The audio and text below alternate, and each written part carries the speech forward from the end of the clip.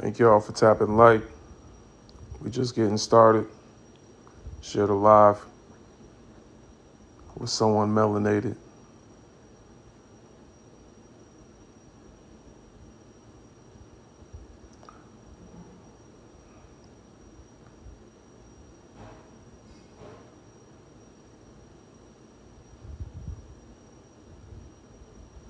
I've actually met Umar before. I don't plan to share a live with him.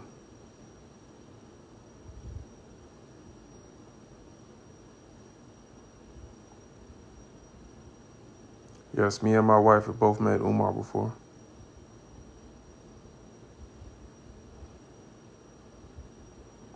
Y'all don't know. My wife is behind me or in front of me rather, like Winnie Mandela. Y'all don't even know. This is brought to you by a sister. Every conversation I have with y'all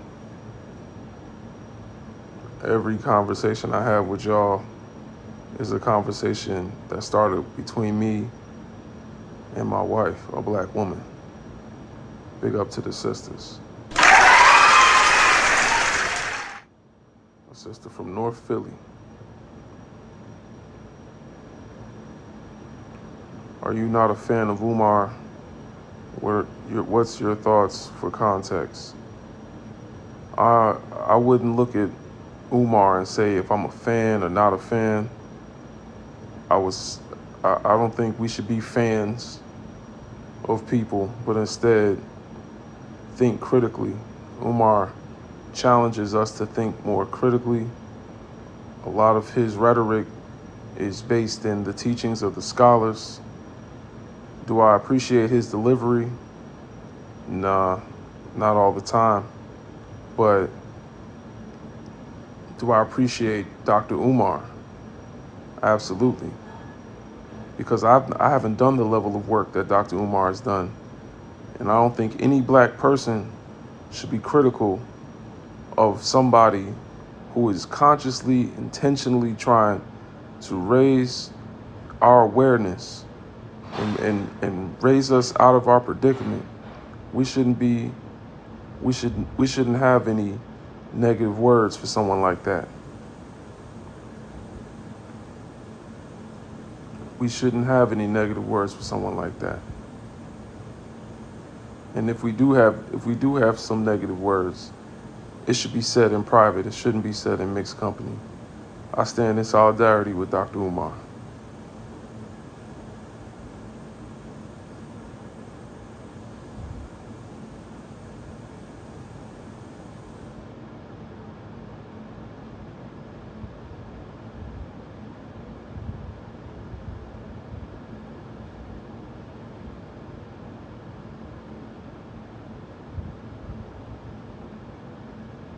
We're not here to talk about what people can and cannot do.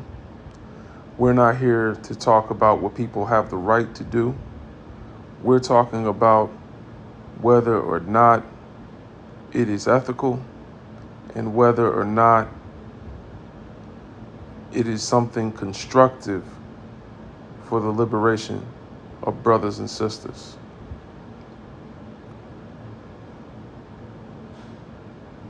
We're not here to discuss what someone can and cannot do.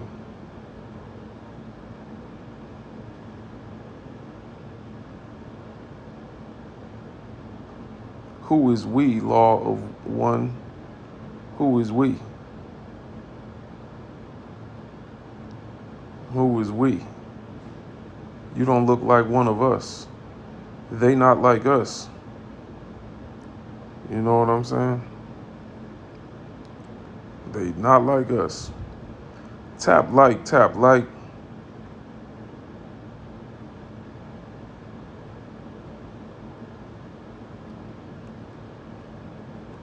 Tap like if you like us. All people, all of God's creation.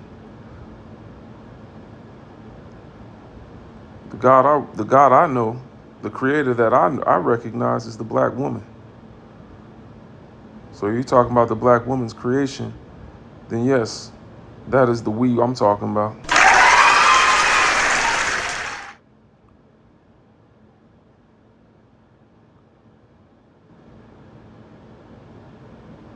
Unconditional love does not exist.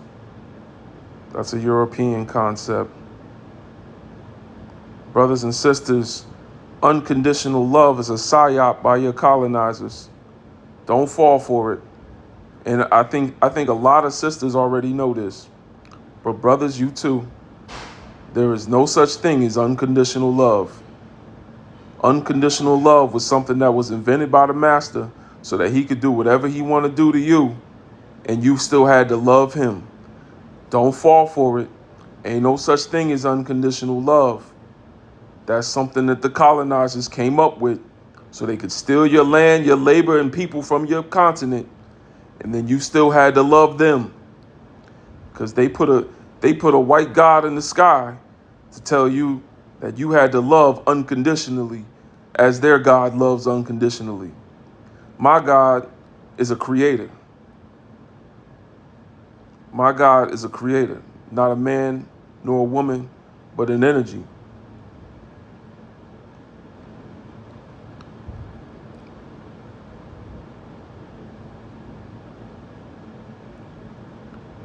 It sets you up for abuse. Absolutely, Black Mystique.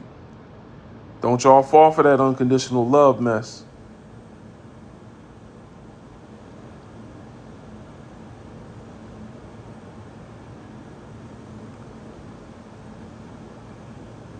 It's the kind of thought process that keep you guys down. So questioning the morality and the ethics of interracial relationships is keeping Black people down. So that must mean interracial relationships is bringing us up.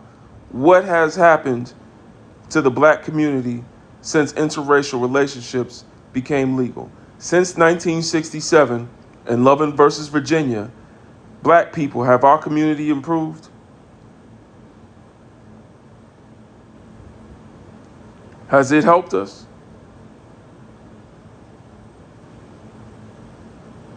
All right then. We can question anything brought to our community. We can question anything. And I want everyone to take note of the colonizers in these comments telling us what we can and cannot criticize. Interracial relationships is not something that the Black community wanted. It's not something that the Black community fought hard to get. It was something given to us by our oppressor. And thus, it is something that we can look at critically and decide for ourselves if it is constructive or destructive. Not to say, once again, that we're telling people what they can and cannot do. You can do what you want to do. But when you do it, don't ask us to support it. That's all I'm saying. Don't ask us to support it. Do what you want to do. Know what I'm saying? If you want to put a Black man, if you want to put your ding-a-ling in a blender and turn it into to a fine soup, hey, do what you want to do, bro. But it ain't gonna liberate you.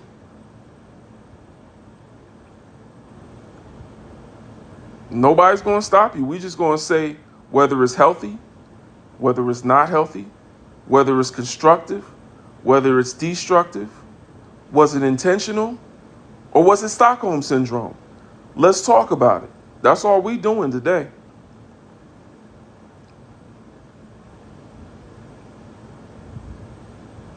That's all we doing today.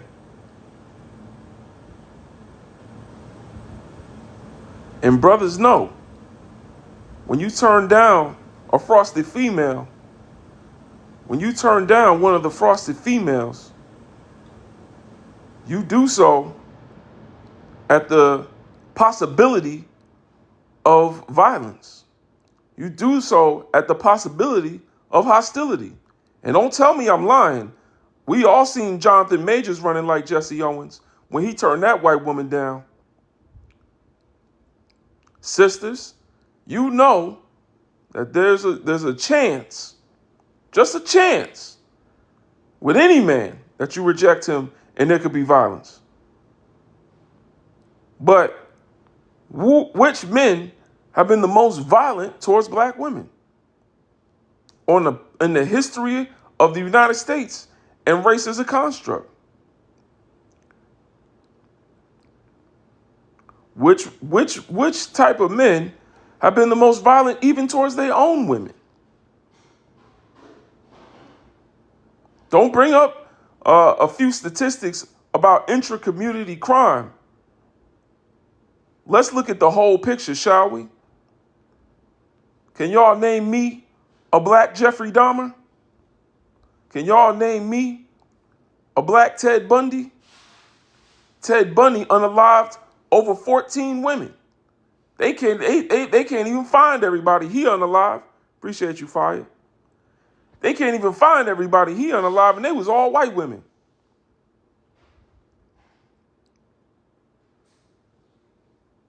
What's negative and positive is subjective.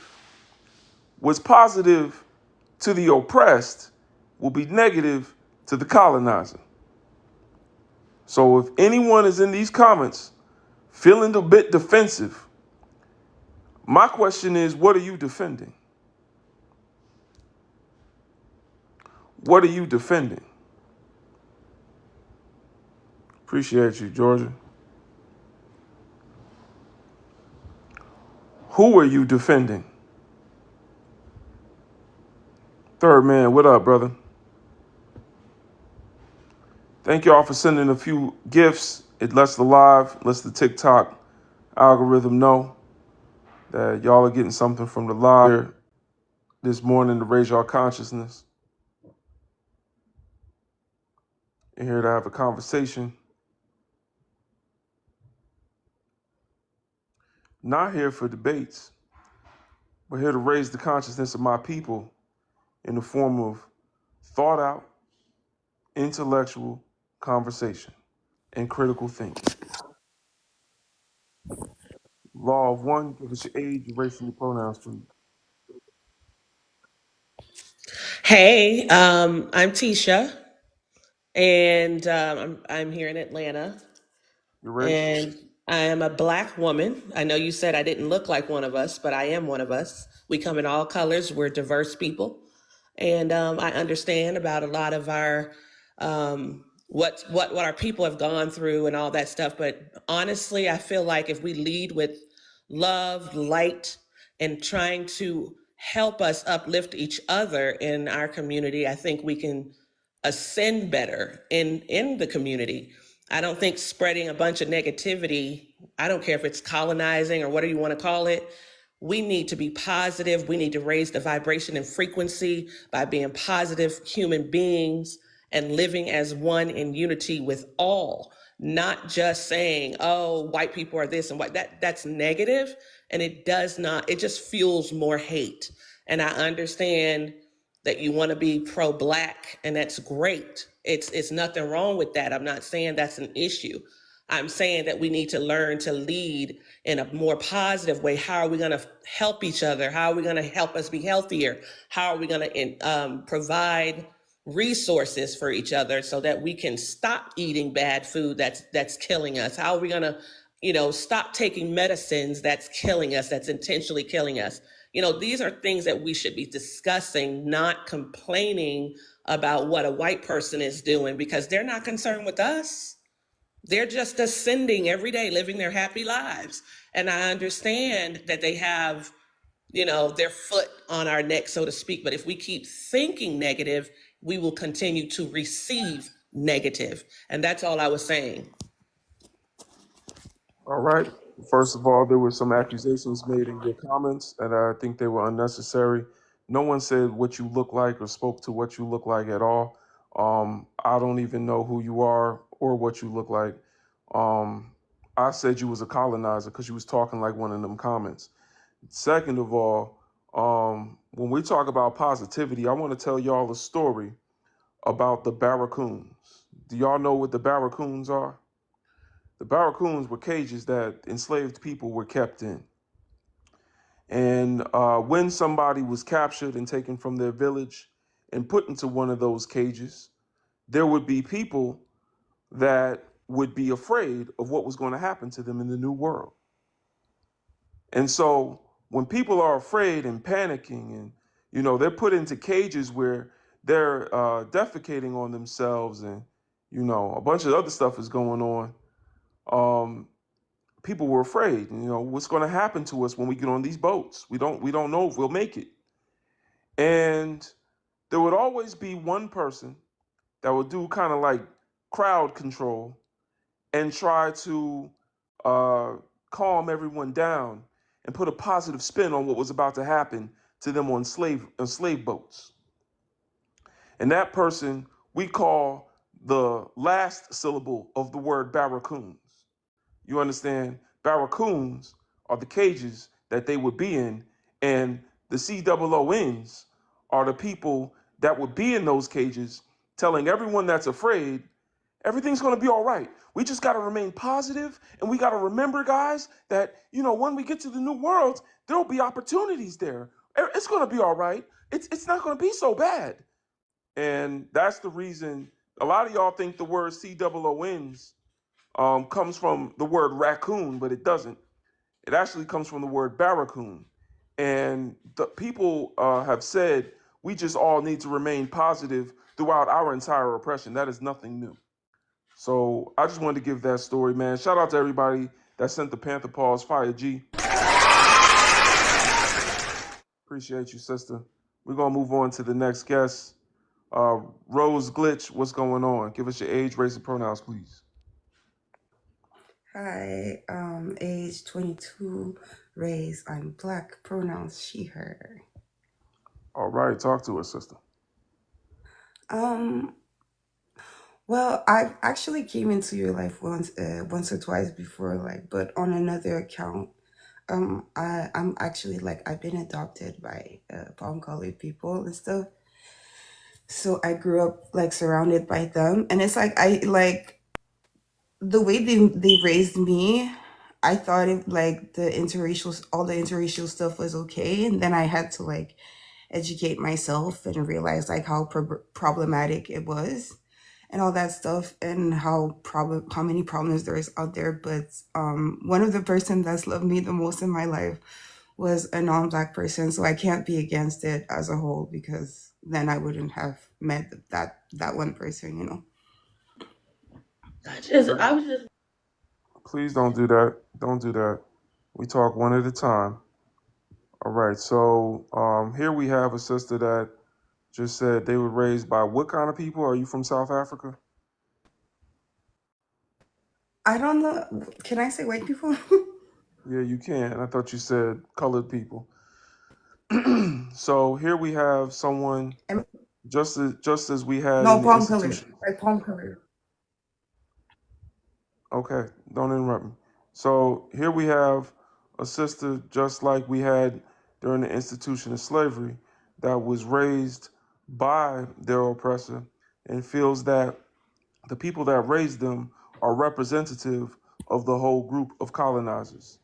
So they feel like even if we do concede to the point that her family, non-melanated family, did love her and believed that they loved her and treated her as one of their own, that the context in which she ended up in their household to begin with was created by the whole group, not just them.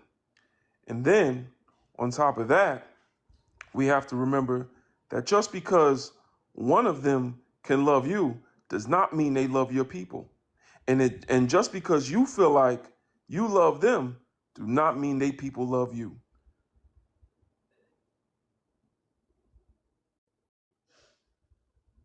can I speak?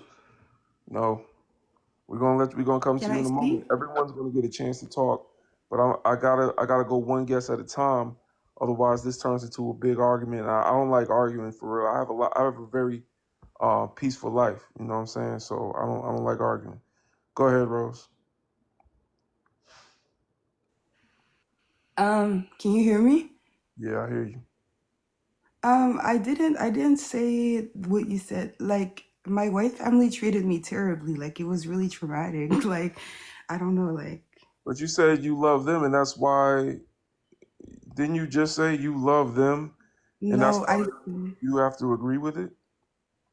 I said that I met someone outside of my family. It was a romantic relationship, and that person was half white, half Chilean, and they gave me like, I've never been loved by anyone as good as that So you're person saying loved me. they haven't.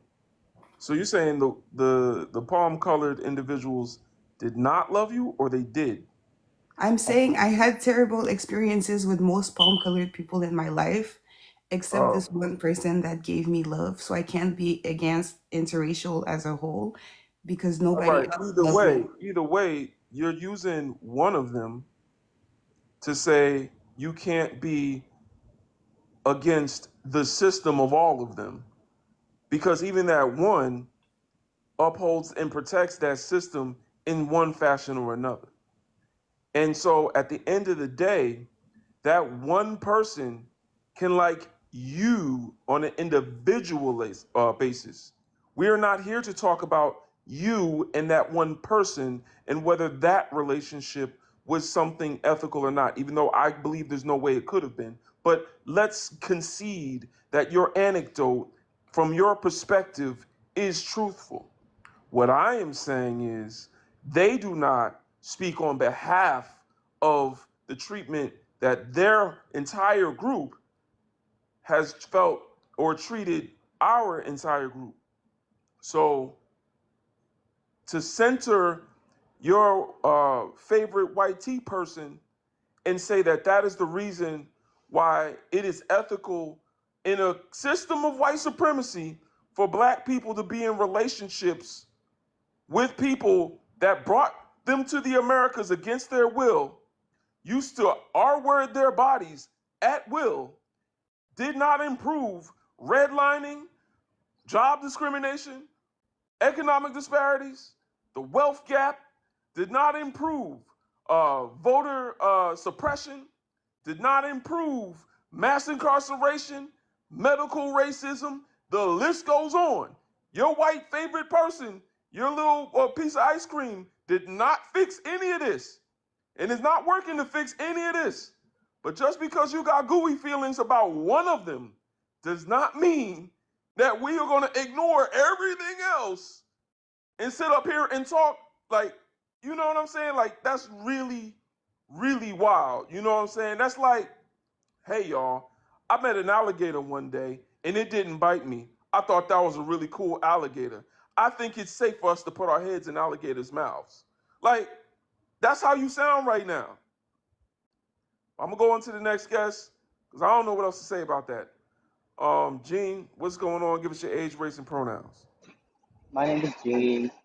I'm 24, about to be 25 next month. I go by he, him, they, them pronouns, and I'm black. All right, talk to us. Um, You sound a little far away. sorry, I'm on the treadmill, so I'm sorry. Okay. Um, our interrelationship marriages between black and white people ethical? I would say no because if you're only marrying someone based off of fetishes, then it's not ethical. It's very dehumanizing. Can you be pro-black and marry a non-black people?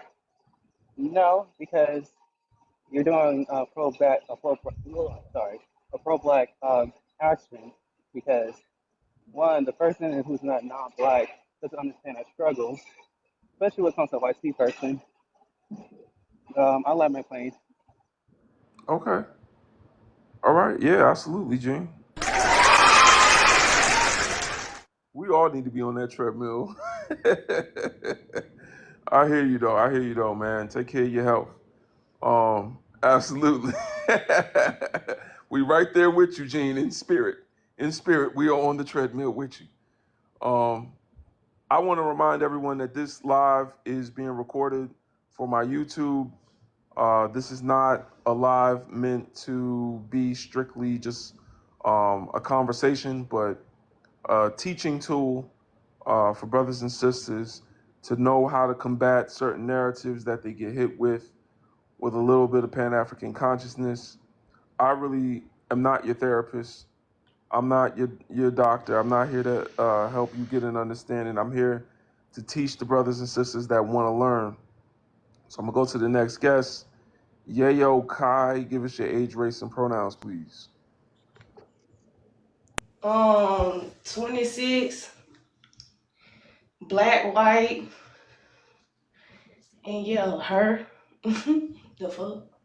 How are you black and white at the same time? That don't make no damn. What you mean? How am I black and white at the same time? My mama white and my daddy black.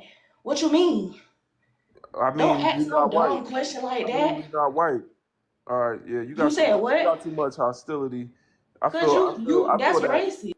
I feel that light rage right now. You know what I'm saying? There's a lot of light rage going on right there. Like she was getting real upset. I was getting real weird real quick. Just because you got a white parent don't mean you white and black. That don't make no damn sense.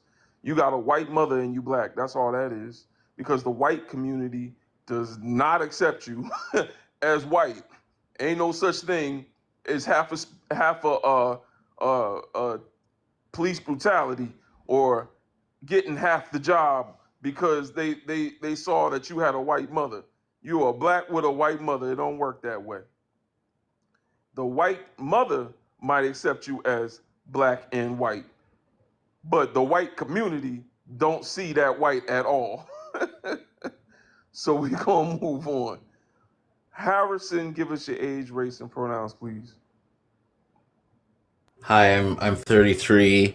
Uh, I guess I'm black by your definition, but I was going to say mixed race before the person before me was excoriated for it.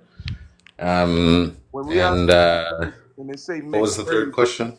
when we ask people's race and they say mixed race, it speaks to a level of understanding where they don't really get what race is about, and it speaks to their own. Usually, when they have a black parent, their own internalized anti-blackness because they don't want to identify themselves as part of the group. And the reason I say that is because mixed race is a descriptor. Mixed race is not one thing. Neither is blackness. Blackness is not one experience. It is not one just phenotypical look. As someone else that came up here before said, we exist in a rainbow of shades. Um, Saying that when someone asks you your race and you say mixed race, that's the same as asking someone their race and they say I'm monoracial. Like monoracial don't tell us nothing. Like that's a description. Like what race are you mono of? Like it don't make no sense. So that's why mixed as a race is a little bit problematic, but it speaks more to identity crisis.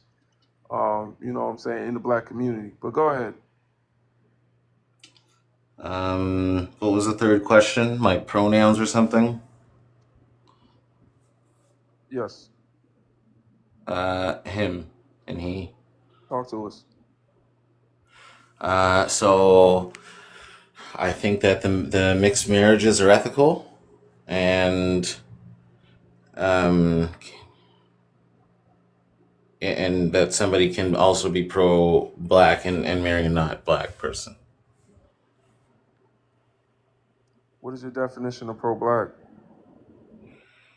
Um, like wanting the most for black people and kind of equality of the races, I guess. Okay. Equality for the races is pro-black and wanting the best for black people. Shoot, you don't even gotta be black to do that, right? So I see why you think that. Yeah, no, exactly. Yeah, like Yeah. anybody could be pro anything. Yeah, Like, right. Words don't have meanings. They just however you feel about it.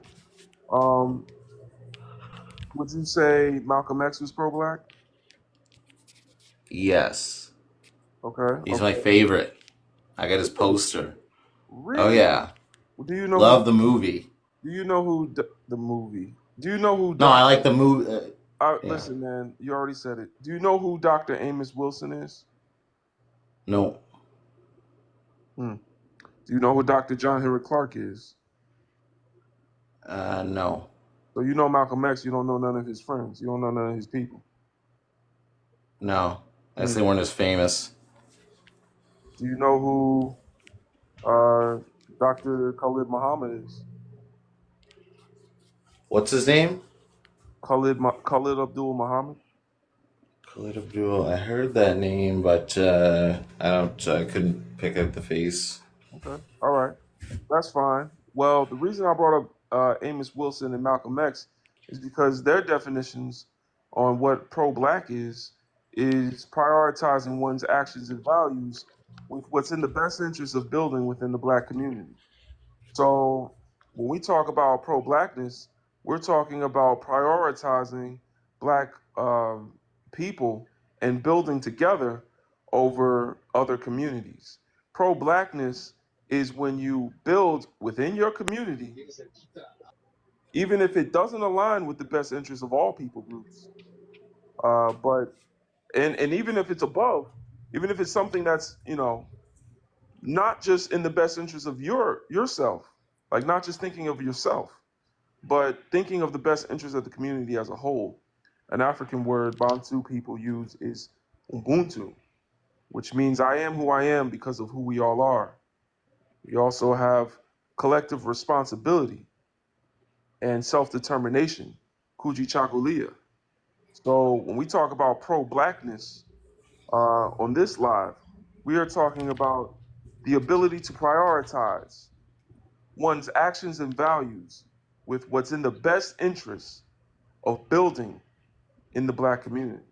Now, would you say that you can be pro-black and marry non-black people? Maybe not with that. Not like that. No.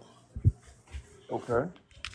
And so when we talk about ethics in interracial marriages, would you say that black oppression exists? Yes.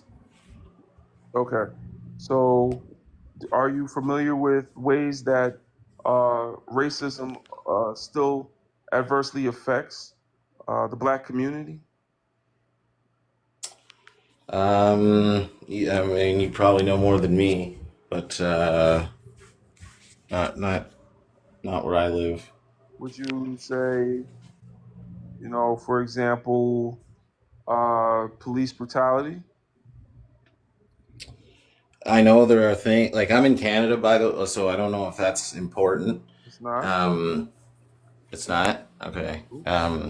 And I know I've had I don't know the statistics, but all of my interactions with police have been, uh, you know, okay. In fact, I've been pretty aggressive towards the police, Remember the and part where I said prioritizing one's actions and values with what's in the best interest of building within the black community and above personal, individualistic, uh, you know. yeah, I got yeah.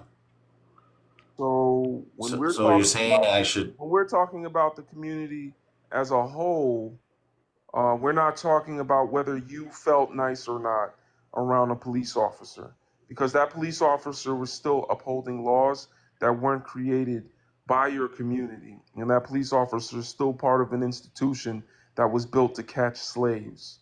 So I hear what you're saying. You didn't feel uncomfortable around a police officer, which speaks a lot to that white half of you. I feel very uncomfortable. A police officer don't gotta even do nothing but look at me, and I feel uncomfortable. But I hear you. You didn't feel uncomfortable.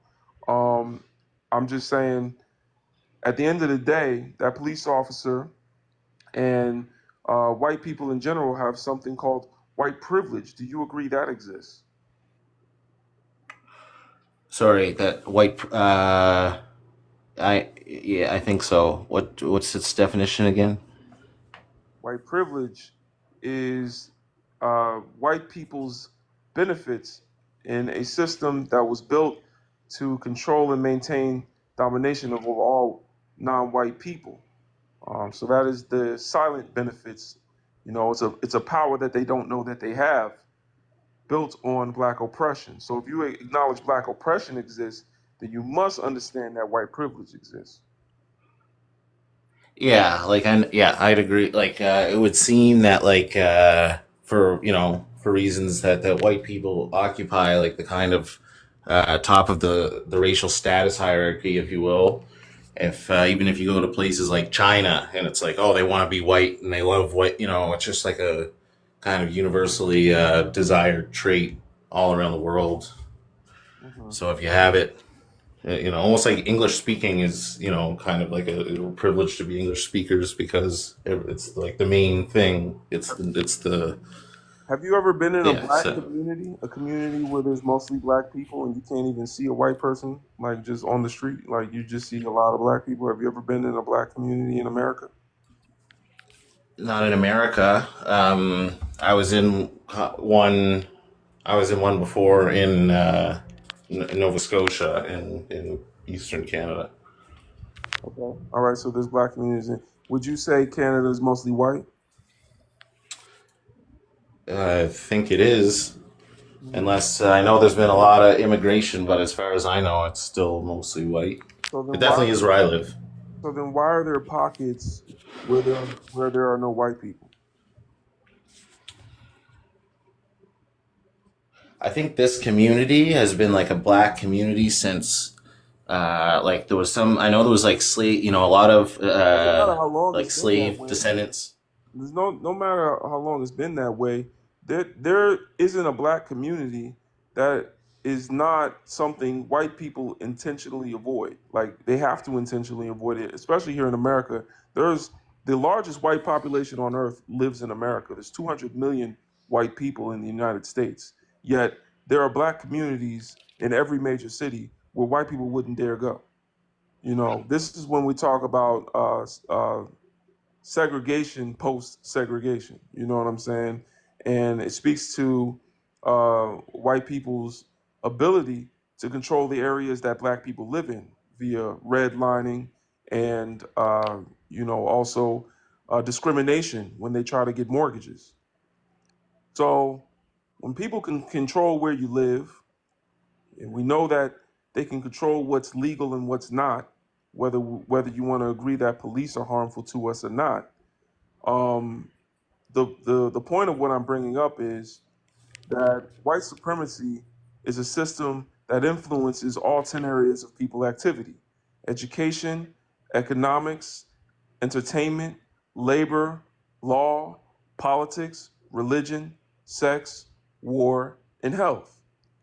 So understanding that white supremacy influences all 10 areas of black people's people activity, we have to look at this critically, and we can make the analysis that being black in a system that deems you a second class citizen is equivalent to being a prisoner of war or just straight up a prisoner. Would you say it is ethical for someone that is a prison guard to be in a relationship with a prisoner? No. Okay, it's actually illegal for that reason, right? So, would you say that a prisoner can consent to a relationship with a prison guard?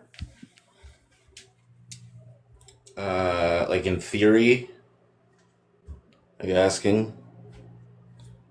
I mean, you asking in theory already lets me know that you're trying to make Well, me. obviously they can. Obviously, adults can consent to whatever they want. So, if I tie a woman up in my basement, right, and make her a That's not consent. okay, but if someone's in prison, You got there. Then you put yourself there because you lost your rights to be in society because you But broke but did you society's but did rules. you put yourself there on rules that were meant to benefit you, or did you put yourself there because when you say black people put themselves there, as I've I already didn't say black people. I just said prison. You said prisoners. when you say that prisoners put themselves there, prisoners, you know, Most. Some are innocent, we're but talking, but we're armed talking. robbery is armed robbery. Like if you did it, you did it. So, Why do people rob people? to take their stuff. Why do people need stuff? Why can't they just go buy it? Because it's not free. We have to compete for it. Nothing in nature is free, and nor Nothing, should it be. nothing, nothing in nature is free. Nothing in the world, in nature, yeah, it should be I free. could go plant a And lemon tree right now and get free lemons. You're telling me nothing in nature no, is that's free? not free. That costs energy, okay? And it cost, so you got to go But get some seeds and but plant them, and it costs energy to produce lemons. all right, we're starting to get willfully obtuse. I think I've hit an ego wall because now he's not even making no sense. Because you're not making sense, and you're not even talking about, like, you're way out in left field. We're talking about the ethics of marriage between, or getting with a Be white woman. real. Like, why can't I date I a don't white know. He woman goes without back being into a story, unethical? y'all. I don't know what's Yeah, this happening. is all projection, bro. You just gaslight people. You're just as prejudiced as anything. It's called ignorance is the When the honky come off mute, that's when I know it's time to go. We're not doing that. If anybody want to come up and talk, we could talk, but don't come off mute. I go one at a time. All right. So anyway, as I was saying, black oppression exists, white privilege exists, and as the two have a power dynamic intrinsically put into that situation where whiteness is deemed uh, the default, where whiteness is seen as something pure and innocent, blackness is seen as criminal, then it just doesn't make sense how we can say the power dynamic between the oppressor and the oppressed does not make something unethical the same way confining someone to a prison, no matter what the reason is, because the whole they put themselves there bullshit doesn't line up. Because when resources have been starved from a community, they're more likely to do crime to survive. That is a thing. When there is when there is a group in America that has the highest rates of unemployment, that has redlining and the highest rates of discrimination when getting loans, they are going to do whatever they have to do to get out of oppression. And we can't blame the oppressed people for breaking quote unquote laws that were not written for them or by them to survive in a system built against them, a system that is hostile towards them. So I'm gonna move on. I think I made the point that I was trying to make, and I'm gonna just keep going. Have a good rest of your day. King Pink Alicious, give us your age, race, and pronouns, please. I'm 38. I'm black, and my pronouns is she and her. All right, talk to us, sister. All right, so are interracial marriages between black and white C people ethical? No. Can you be pro-black and marry a non-black person? No. And I have that because I live in the South, but I'm from the North, and I see predominantly of interracial couples in the South. And I actually had a chance to talk to a mixed child he's like 4 years old. And he explained to me that he didn't like the color of his skin. And I asked him why. And he said, because I want to be white like my mommy is. Mm, Because white people have more fun. He's a kid, so he's like, white people have more fun.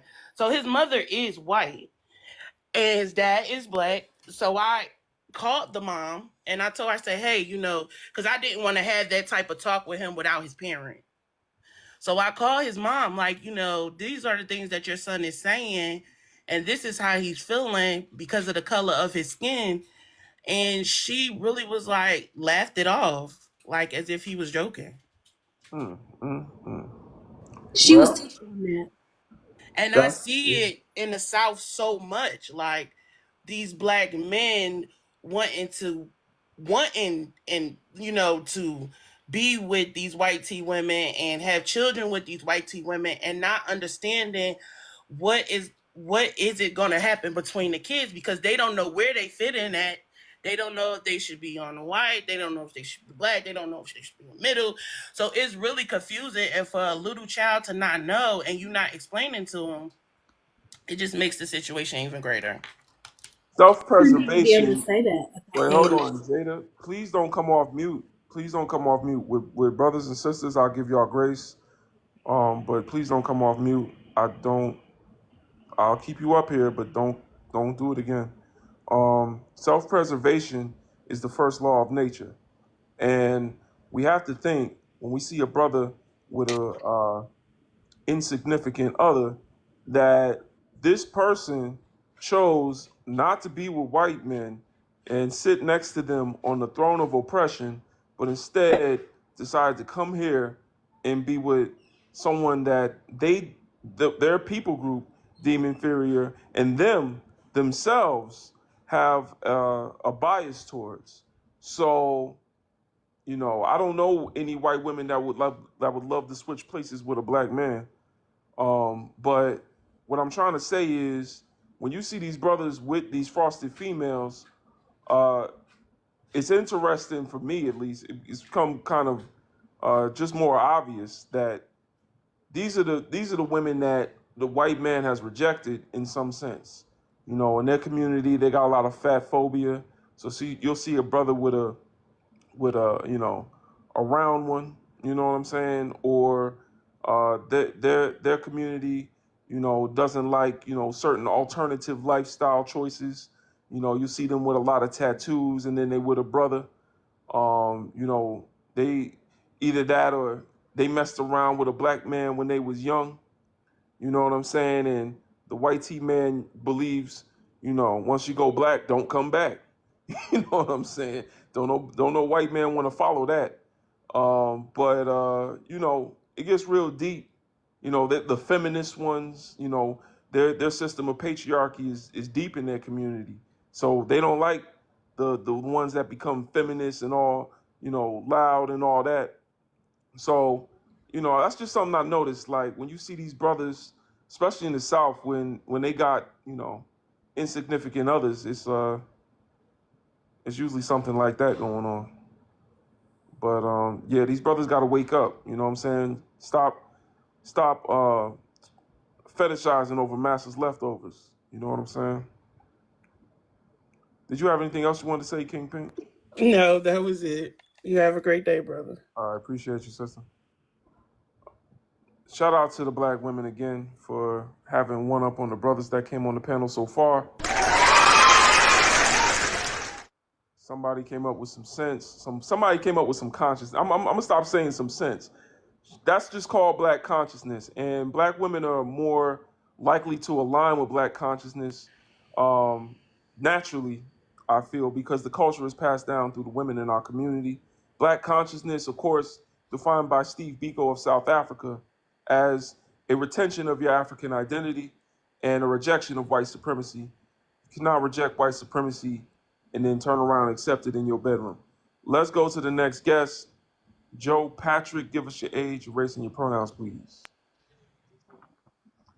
Age 26, pronoun he, him, race black.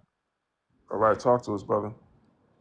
Uh, I agree with the second point that you cannot be pro-black and marry a non-black person. But the first one I don't agree.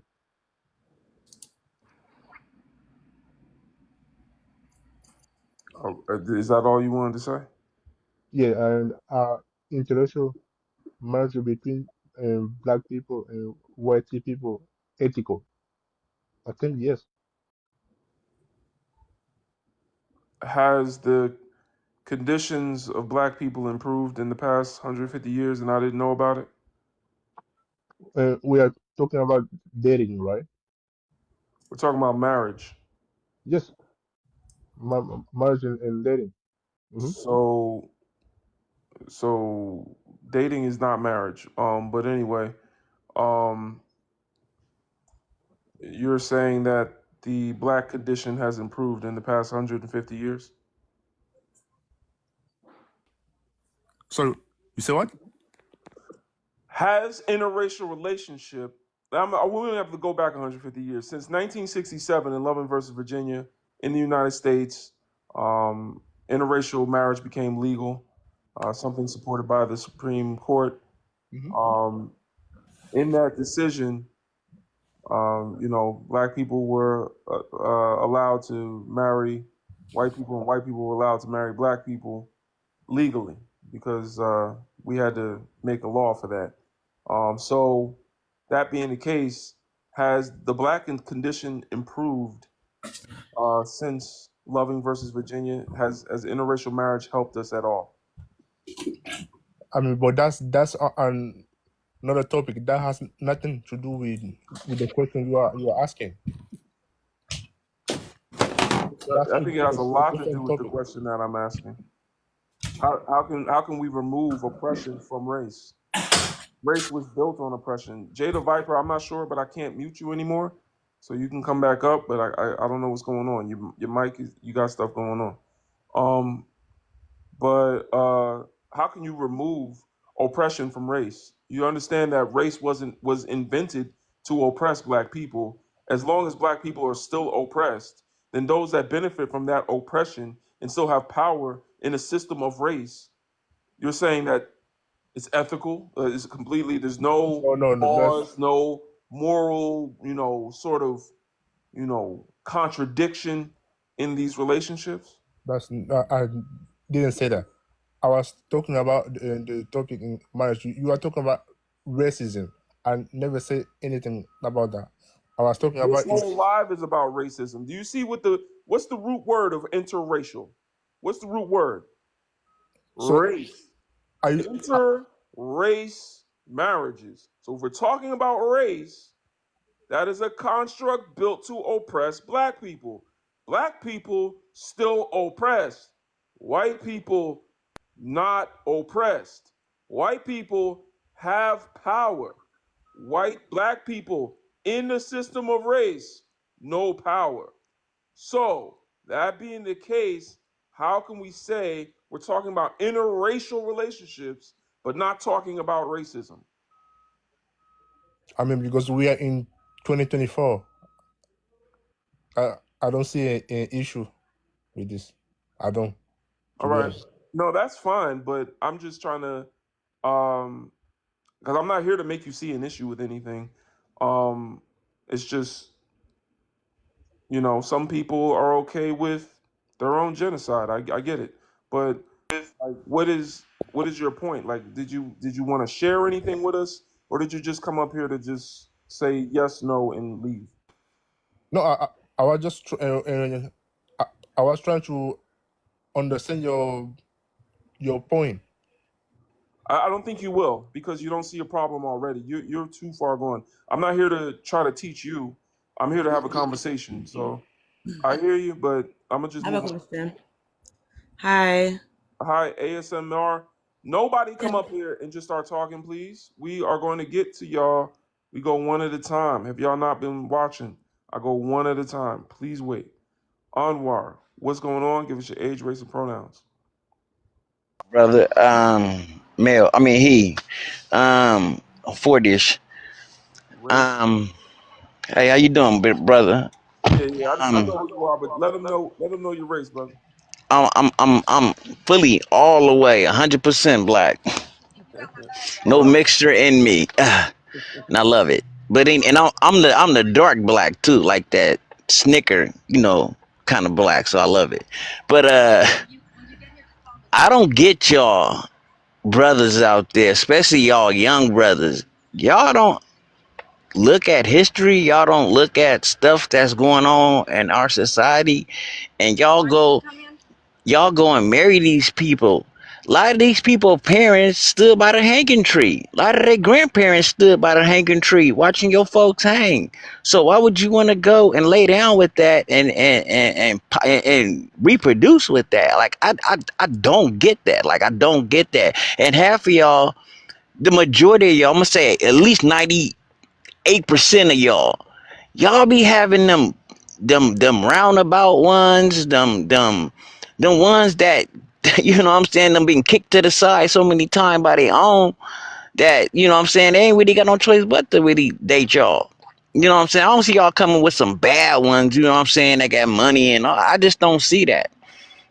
So I just don't get it, like how y'all can destroy away our history like that and destroy away your parents' history, your father's, your forefathers' history, and knowing the crimes that they have committed literally around the world on almost everybody, but on us, especially us.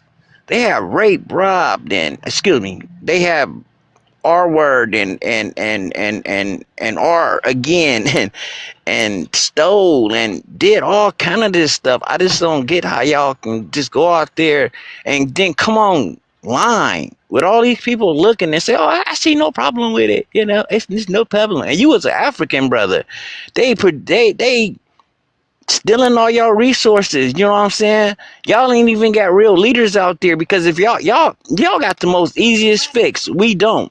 Y'all easiest fix is getting the right people in power that's not gonna get bought off and start kicking people out the country.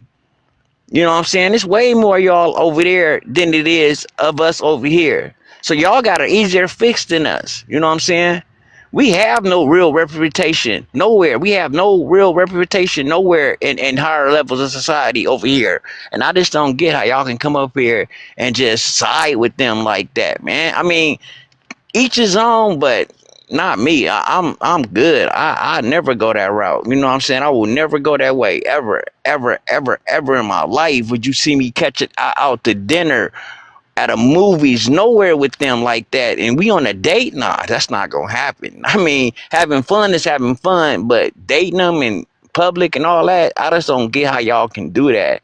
And for all you brothers that's gonna come up next and try to spout that whatever stuff y'all be saying, I just don't get how y'all can date them, dude. We not even literally, we only literally 100 and maybe, I say 110 years out of slavery, literally. You know what I'm saying? Then our parents had to go through Jim Crow and colored bathrooms, and you know what I'm saying, getting treated like the scum of the earth when they ain't did nothing. And we the most loving, kindest people on the face of this planet. And that's our biggest problem, is we let everybody in our society, and we don't gatekeep like we should gatekeep. We should gatekeep some of this stuff that's ours.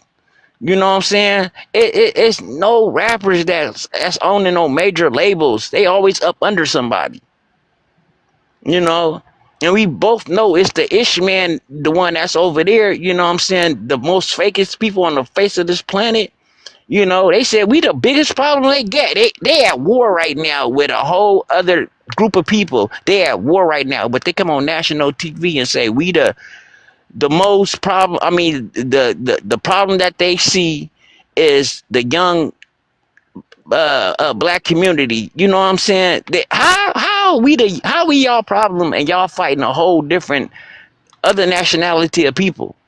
I just don't get y'all logic, y'all thought thinking, man. I'm glad my sons ain't like that, period. I'm glad I instilled that in them. Like, bro, that's not cool. I'm gonna always be dissatisfied if you bring one home. I ain't lying. No, I don't introduce me to her, because me and her father, most likely, we had respect for each other because I'm a Gen X baby. So we had respect for each other, but we didn't play with each other like that. You know what I'm saying? They stayed on their side of the track, we stayed on our side of the track. Mm-hmm. And y'all come up here with this, oh, just, I don't, way out. Oh my God. And you was African, brother. African. You can barely get a job in your country without them stealing resources from y'all right now. Got y'all living in dirt. Like literally got y'all with no electricity, no, you know what I'm saying? And y'all got all the resources to do all that. Hmm. I just don't get it, bro. You know, and I'ma never change on that. I don't hate nobody. May the Heavenly Father bless who He bless. And who's righteous is going to be righteous. And I feel that way strongly. But I don't want to be your partner in life. I don't want to grow old with you. You can take it how you want to take it. But I don't want to grow old with you. You know? And I hope none of my children want to grow old with y'all. For real. Because I just don't see the beauty in y'all. I don't. You know, y'all, I mean, I'm not going to even get up and really start talking the way I really want to talk, but like I said, I just don't see the beauty in that.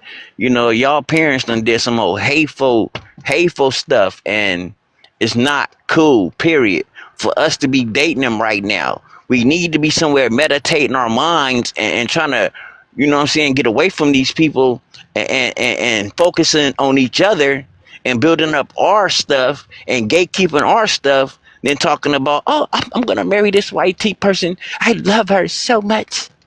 Man, you out your mind, man.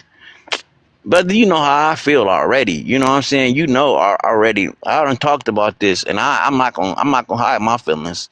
So you can go to my profile, see where I'm at. I'm from the Bay Area, so and I still don't deal with them.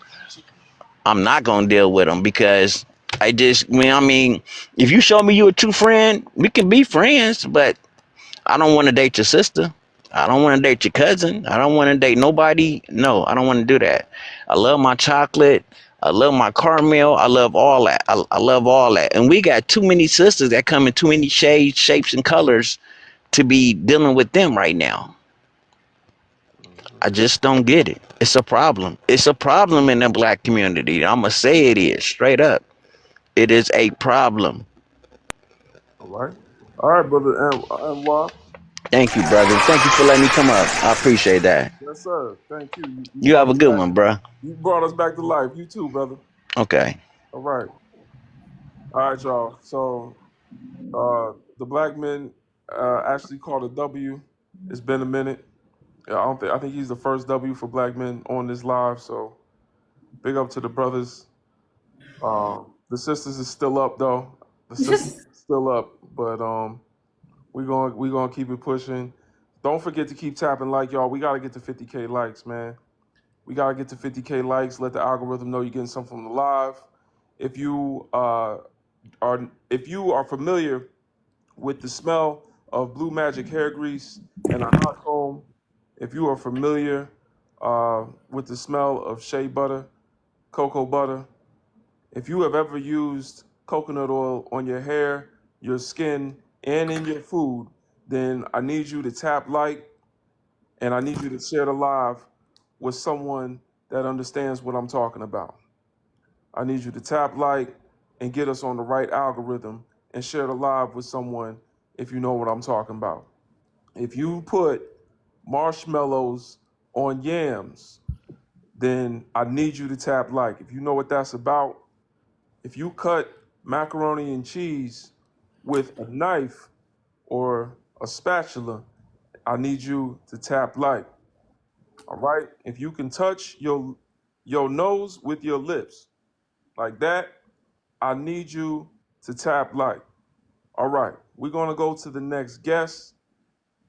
Monet, give us your age, your race, and your pronouns, please. Hey, I am in my 30s. I am black, and I am what, she, her. Yep.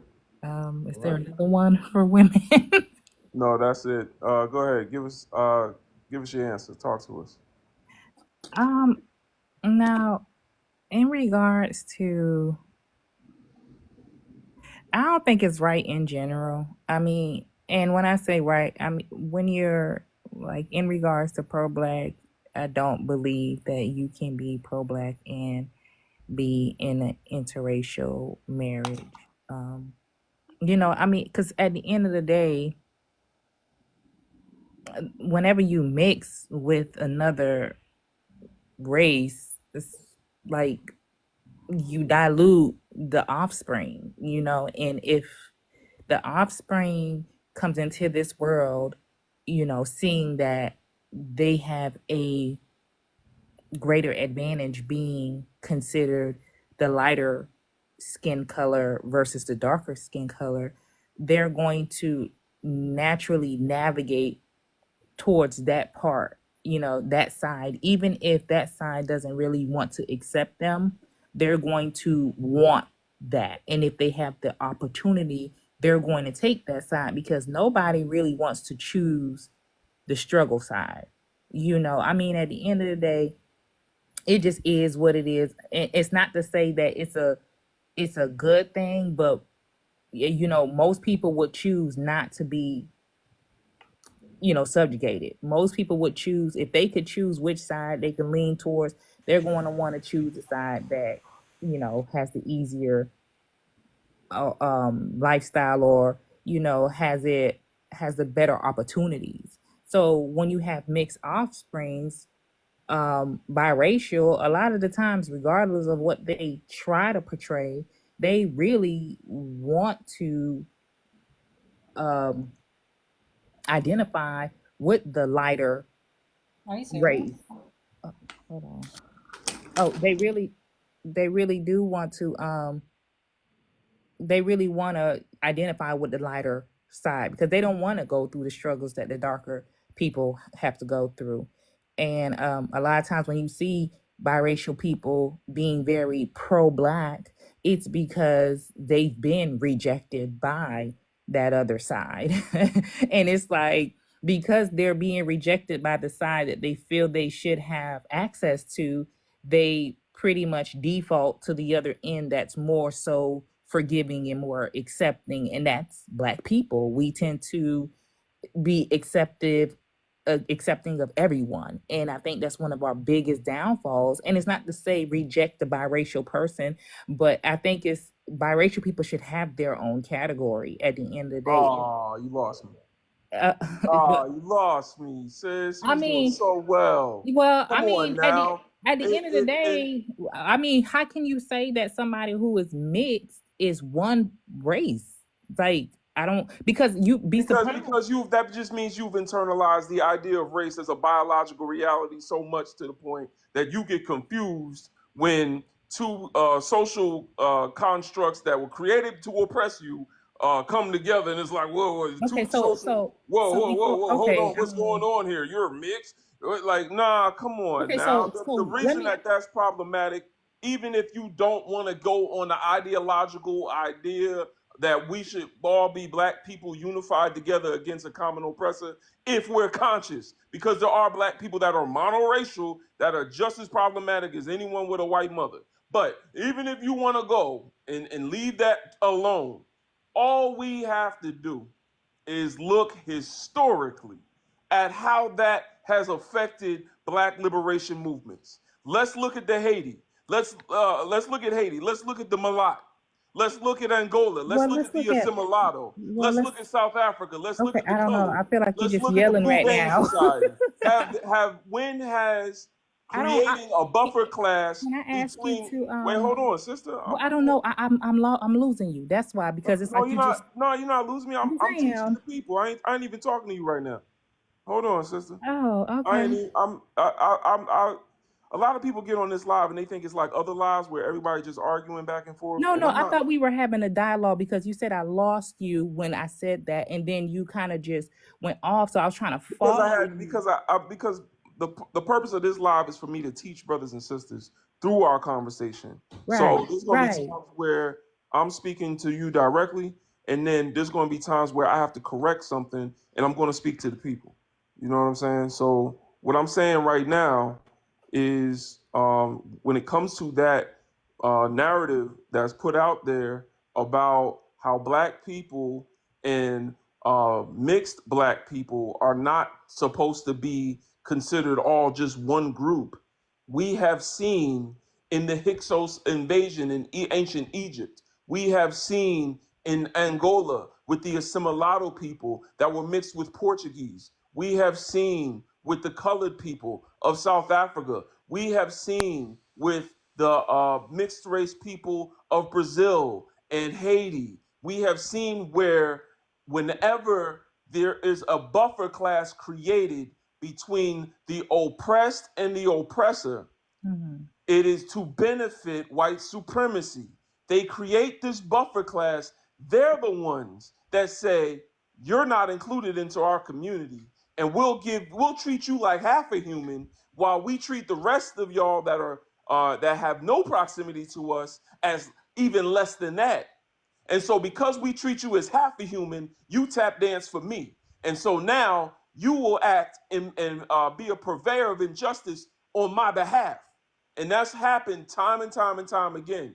I think it is weird when Black people have internalized the system of white purity, but flipped it so that it's black purity, and we're trying to keep our rankings pure, our community pure, that we now are doing the oppressor's job for them and creating a buffer class our damn selves. Is How that what does that you? help I us? don't know that that's not the way that I was going. I think I said one thing and that triggered you, and you took it to a direction Again, that's not what I. Well, I that's was not. just shouting down No, that I narrative. made that statement, and I think I'll you. give you the space to clarify. But Yeah, I did. I do I because it's wanted like to put I that hear. clip It in seems there. like you that triggered something in you, and I didn't really get to clarify what I meant by I that. wasn't speaking to what you were saying, sister. I'm not judging what you said. I'm correcting what was said. I'm not saying that you need to, this is not a regular. Well, Go so ahead, let talk to me. me. Okay, so I wanted to kind of divulge a little bit on what I meant by that because, okay, when you have, so do you believe that once a person is mixed with a black person, they're now at that point considered black? When you ask me if that's what I believe, Yeah, do you believe I that? ask you, I respond saying, in the context of racism, white supremacy, what I believe as a black person does not matter. Okay, because okay. So I say that the reason why I'm saying this is because when you have a group of people who are always on the fence, like biracial people, and this has nothing to do with racism. This has to do with like the mental challenge that biracial people go through when it comes to deciding which lineage they want to, or which side, quote unquote, side they want to. Black people have that Um, same, monoracial right. people Oh, have that same dilemma. okay. All right. So, but biracial people tend to have it more than dark black, just black people, because they're half and half, so, and a lot of the times if they're raised up in a community I can't that, qualify that black people. I just had a brother come up here and say interracial relationships were ethical because black people put themselves in prison. So well, but okay, I'm talking about biracial people what I'm right now. saying is there's a little white man inside of all of us, and unless we're conscious, it don't matter if your mother white, no matter if your mother black. You can have a pro-black mother. You can have your mother can be a Sada Shakur, but you still turn out to be a COON. Okay, yeah, but that's not what I'm going at right now. What I'm saying is when you have a person that's biracial, most of them have a lot of internal conflict about who they are. So they tend to choose who they are based on which side is going to be more accepting of them. You have so many biracial people who don't like to identify as black because of the things that black people put them through because their skin color wasn't dark enough. And then you have so they prefer to identify with the white side. And then you have those biracial people who, you know, overcompensate and become pro, quote unquote, pro black because they were rejected by the white side, So these people tend to have a lot of internal conflict about who they are. So that's why I was I saying say maybe. there are monoracial black people that identify with Hebrew Israelite more than they identify with black. There are Okay. black people that identify with Native American because that's what grandma told them. There are black people that identify and have identity crisis because they feel that they are their nationality. I'm no black, I'm Dominican. There's plenty of black people I've had on this panel that don't want to identify as black or African, but when you Yeah, but you I'm put just them, talking about biracial well, when people. I know, but Because that's the yeah, problem is I'm that talking about biracial people you're because saying that something, you're saying it as if it's a biracial issue, and I'm saying that in order for you to qualify that as distinctly something that biracial people face, it cannot exist outside of their group. well, However, no. that same I'm talking. identity No, crisis that's not what I'm saying though. exists. There are black people with a Christian mother that, just like the person with a white mother, they decide not to align themselves with what's in the best interest of building within the black community, but instead they hold Christianity as Well, part of their identity more than they do their blackness. and that's fine. fine, but the topic is about interracial marriages and my thing is But that's why I'm more so specific to the topic, which is what is the result of an interracial marriage, which could hurt the Black community, and that is creating an offspring who is confused about who they are, and the end result is usually them siding with the part of them that has a better or easier life to live, and then they end up continuing to procreate with the lighter side, and then that dilutes our bloodline, and now we don't have any dark skinned people because of this does it matter whole what our people look like? okay. I What want to know you because said because that's the why does it matter what our people that's the thing about blackness. That I didn't hear the question. You said why it does it matter what our people look like? Why do we have to be dark-skinned people? when I say dark skin, I mean melanated, and that's because that is where the pure essence of the Black person So lies. you define blackness by the color of their skin? I define Blackness by what makes us who we are in essence as Who people, are and we? that is the melanin in our skin. That The is why melanin in our skin defines us. the melanin in our skin defines the So then essence of what are who the we people of are. what are the people of South India? What do you mean? What are the people of They're South? melanated. Are they black? I mean, I'm more so talking about deeply melanated people. Okay, So they're deeply melanated. They darker than me. okay, so what do you consider Black? I don't know. Maybe we need to That's and understand see what is that's funny Black. because we're talking about identity crisis and we don't even know who we are. Oh, So I let's know talk who I about am. well But I can't obviously you speak. don't know No, who no, black people I are know who I am. No, because no, I say I'm asking that. Okay, you I'm saying not black trying to people are a brother look. legend. I am Caribbean. And in the Caribbean, we don't call ourselves Black. But I know because that. but because I am on this, I'm relating to people who share my dark skin, who share my melanated component, the same melanated components that I have. I am prescribing to Black. Because I don't want to come up here and be that person that says, "Well, I'm not Black. I'm Haitian. I'm All that means, Jamaican." sister, is I, that you got something to learn. Let me teach. That's all I'm saying. Because I didn't even want to, go back and forth with you, to be honest. I'm here to inform the people. So all I'm saying is when we start John Henrik Clark, the teacher of Malcolm X, we call him the master teacher. He is a doctor. He's a historian. Um, he's the man. I can't even explain it to y'all enough because I know a lot of y'all don't have enough historical context to know who Dr. John Henrik Clark is. But he has a quote where he says, "Black can tell you how you look. It don't tell you who you are. Black can Right. tell you how you look. It don't tell you who you are." okay. The proper name of a people should always relate to land, history, and culture. It always has. Until the construct of race came about and messed y'all's head up into believing that who you are is how you look. That is something Europeans came up with.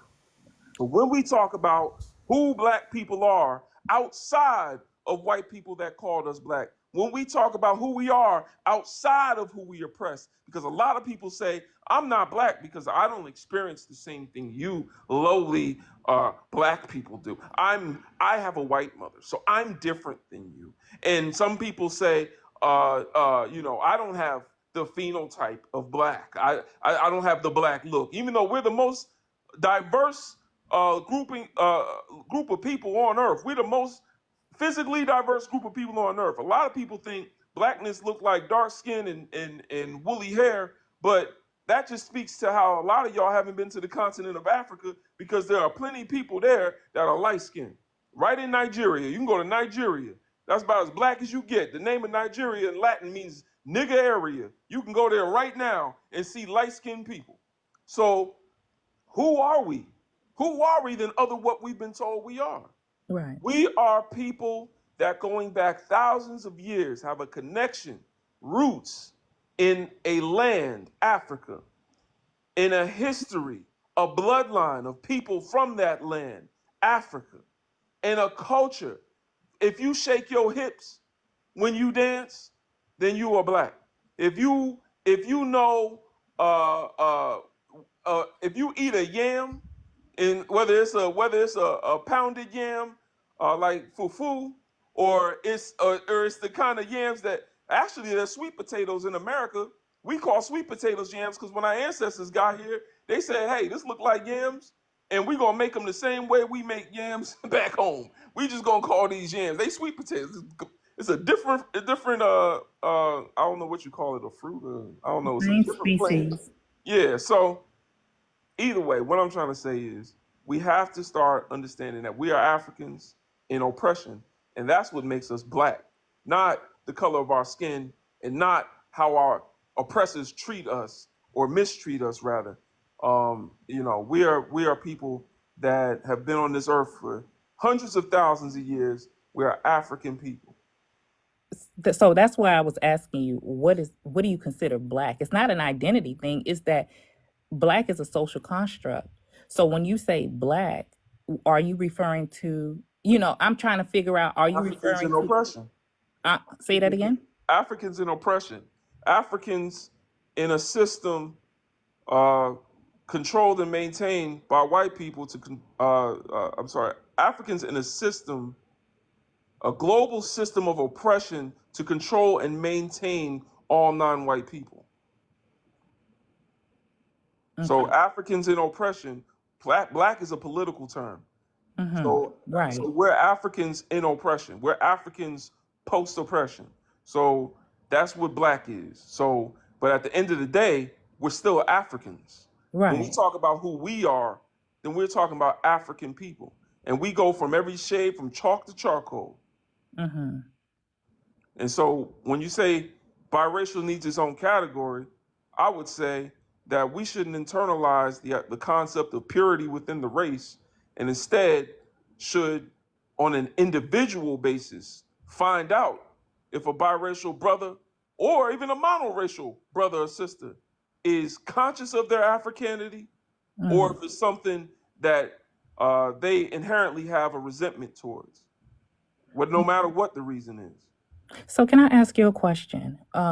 For you have some white people who are mixed, and There's no such thing as a mixed white person.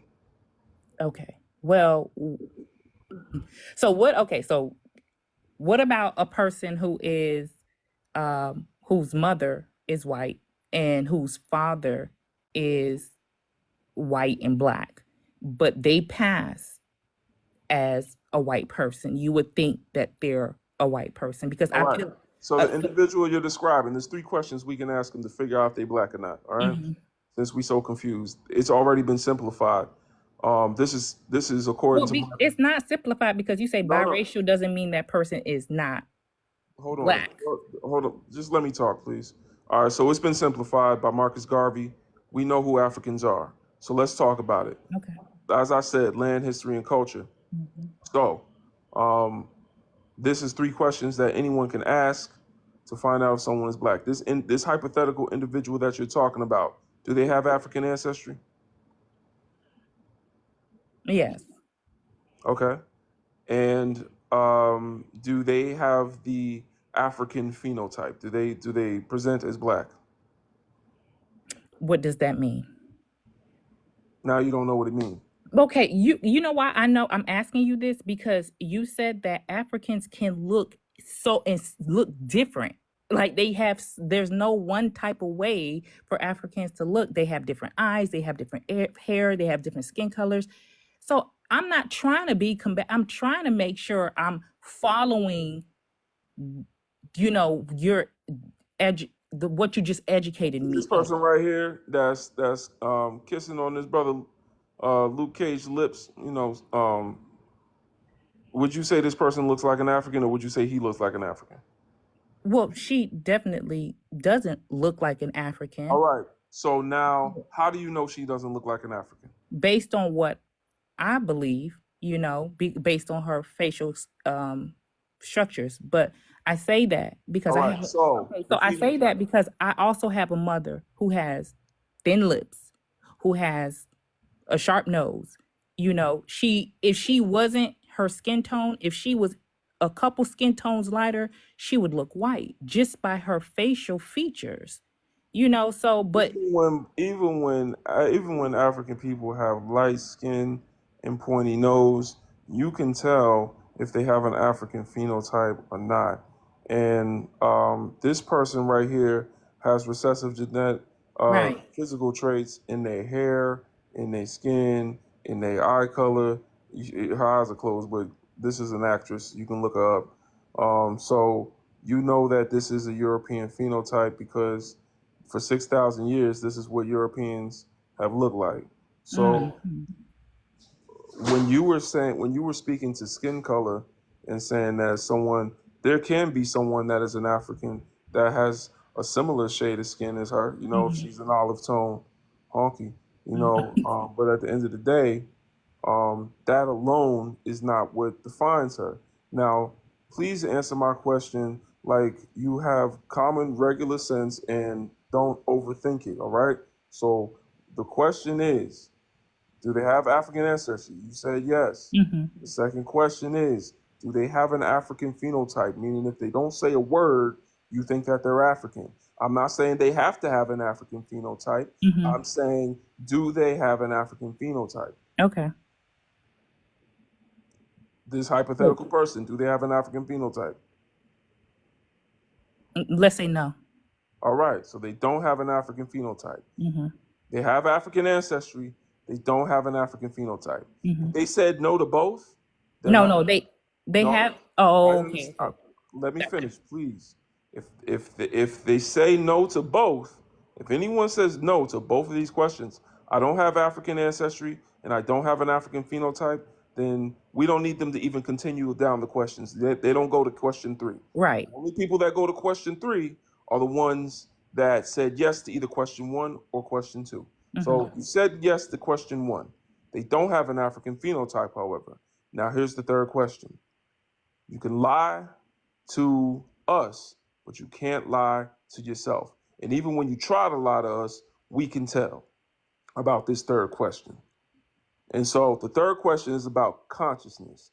The third question is, do you identify full time when it's convenient and inconvenient as Black or African? So does this person identify full time as Black or African, this person, or do they identify as biracial? Do they identify as Black and white? Do they like is this person full time? I'm Black, I'm African, I'm Black, I'm African in this hypothetical scenario. Okay. Is the question no? I don't know. It's hypothetical. I was just. I know, but I mean, and that's the thing about this question. That's why I said we need to treat anyone, whether they even these three questions are not just for biracial people, because there are people with the African phenotype that don't believe they have African ancestry, but when you ask them that third question, they're going to tell you, "I'm no Black, I'm Dominican." There are people that have African ancestry that don't have the African phenotype. And when you ask them the third question, they like, my mama raised me Black. I'm Black. Everything I do is Black. I know I'm light skinned. I know to give people with more melanin more power to speak. I know my place and I use my privilege to the benefit of the Black community, my brothers and sisters. Mhm. So that's what I'm trying to say Okay. is nuance, and we need to take this test on every Black person, not just biracial people. There's more than one way to be compromised. Gotcha. All right, I'm gonna go to the next guest. Thank you, Monet. No For problem. the Thank lovely you. exchange. All right, Plant Dad, give us your age, race, and pronouns, please. What's going on, brother legend? Age 30, he, him, and black. All right, talk to us, brother. So as far as the interracial marriage, it's I when I was younger, I grew up. I mean, as a kid, in high school, I did date two white women. two white women, and it was at the time like I didn't know. I'm dating whoever had liked me, and that's just what it was. It wasn't until I got out of high school and I started learning more about just the black culture, the African culture, my culture. I'm Haitian. I started coming into my own culture, my own understanding of what it is to be Haitian, what being Haitian is. I knew that I was because my parents were, but I didn't understand what that meant. And it was something that made sense. Even as I got the older that I got, even in the past couple of years, I realized that the people that spoke on, or the people that are married to black or to white women or white men and they're black, it I majority of the time I would normally see them being fetishized, and in some ways, there was, for an example, there was one woman that I know that was married to a black man, and you would think that it's more like, okay, yeah, I love him for him. If you love that your significant other, you would love them for them, not for their traits. And they have a child together, and instead of saying, oh, I love my child because of this, I love my child because of that, it was, oh, look, he can shoot a basketball, look at how he's shooting. And she would show me a video, and I'm thinking, oh, she's about to show me some like amazing shot, because normally when an adult would show you a video, that kid did something insane. So I'm expecting to see something wild. And it wasn't that. He's just shooting a basketball and missing terribly at that. So it's kind of like, okay, well, what are you really showing me? Why are you is there something more on this? And there are those also that, even though that they say that they love black people and that they're with them because they want to try to fight the struggle, they still don't understand innately what their white privilege is. There was someone I remember saying that, oh, well, I don't have, I understand my place, I understand my privilege, but I'm trying to do what I can. And you can understand, but you can't fully get it, because as you were saying before, with interracial marriages, and you have a child, and the person that was speaking prior about their kids, about that child not being confused, that land history culture aspect of it comes into a very big play, because like I said, even for me, as growing up as a Haitian child, I didn't understand what it meant I knew what it meant to be black, but I didn't understand what it meant to be Haitian.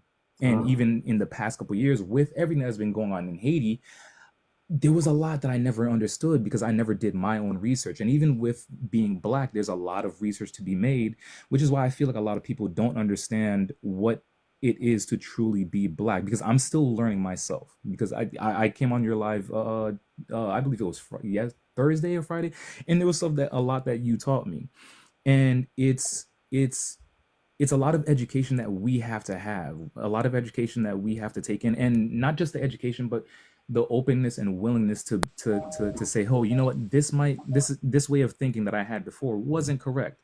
The African brother, unfortunately, that said what he said, he said it's 2024. Yeah. It was very discouraging to hear him say that it's 2024, and just a couple days ago, last week, I think it was a couple days ago, Yeah, with the couple white days. family that came out, that's on trial for adopting black kids and having them as modern day slaves. Yeah. The adoption in general, in the context of black oppression, as long as black oppression continues to exist, transracial adoption is slavery, nothing else. Exactly. So it's like I said, it's very discouraging to hear that, I I can understand love is love to a degree, but to be in an interracial marriage, and then on top of that to say that, and if you want to say that you're pro black, it doesn't go hand in hand. It Mm. can't go hand in hand, because you can't, when you're raising your child, how can there's too much of culture. And again, as you brought up land history culture, we have there's too much culture to be taught. What do the white tea people have that's culture related, aside from putting raisins in their in their foods? Like, there's the history. There's history behind, you know, what it means to be whatever you are, whether it's Haitian, whether it's Jamaican, whether it African, especially. There's a lot to be learned, what a lot to just be taken in. Um it's I don't know. I don't see, but and it's stuff like, again, that I'm still learning and taking in. So yeah. Mhm. Okay. Well, that's wonderful. And that's why Garveyism is so important. Appreciate you, Kira. Uh, tell your husband I said what's up. But yeah, that's why Marcus Garvey, what he did was so important was he put in the context that Haitian people are my brothers and sisters. You know, we have a connection. We both have a connection to the continent of Africa. So going back thousands of years, um, we have a connection to the African continent. We have, the blood, the history in common, going back thousands of years before oppression. Oppression, for us, transatlantic slave trade, all that other stuff started about 500 years ago. But mankind has been around, and specifically on the African continent, 300,000 years. We gonna trade 300,000 years for a few hundred? Come on now, y'all.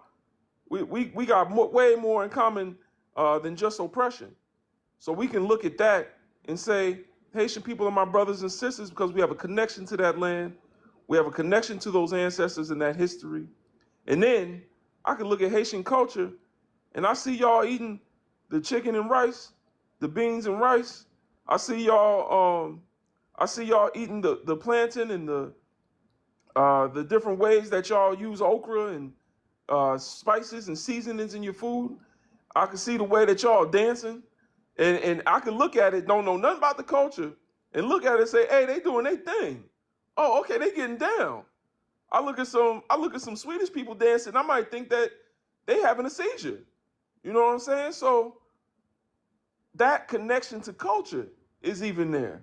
So that's why it's important to us to stop identifying ourselves based on what our oppressor told us and start to look at who we truly are in the context of history going back thousands of years. And that's what unites us all and brings us all together in one experience, not just the fact that we were oppressed. You know what I'm saying? But thank you for bringing that to the live, brother. Appreciate you coming up.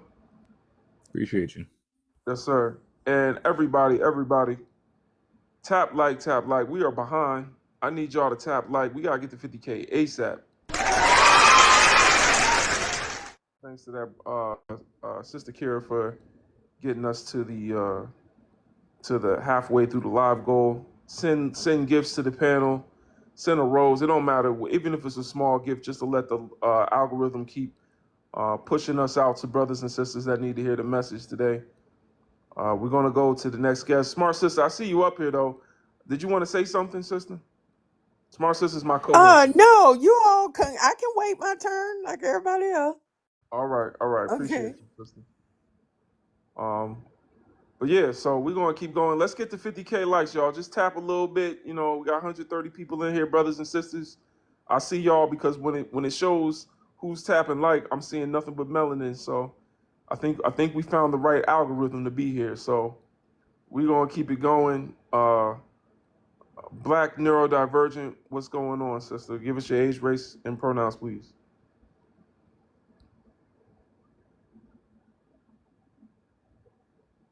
You're muted. I'm gonna unmute you. Oh, can you hear me? Yeah, we hear you now. Okay, great. So, I am 37, black, and what was the other question? Uh, your pronouns. Got it. Oh, she, her. All right, talk to us. Okay, great. So I'm just going to answer the questions quickly because I'm on a train now. Reception. Okay. Basically, marriage ethical, yes, because ethical has to do with values such as respect and, consideration, things like that. I don't know. Her connection.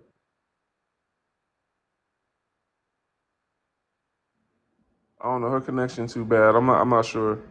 Her connection's bad, and she about to come up here and cape for the white man. I'm good. Kemi, could you give us your age, race, and pronouns, please? Y'all need to ask the white man give you all better connection to come up here and tap dance for him, because that don't make no sense. Sorry, I'm sorry. Could you skip me and I'll come back? Okay, all right, that's All fine. right, thank you. Absolutely. Darwin B. Oh no. Smart sister, it's your turn.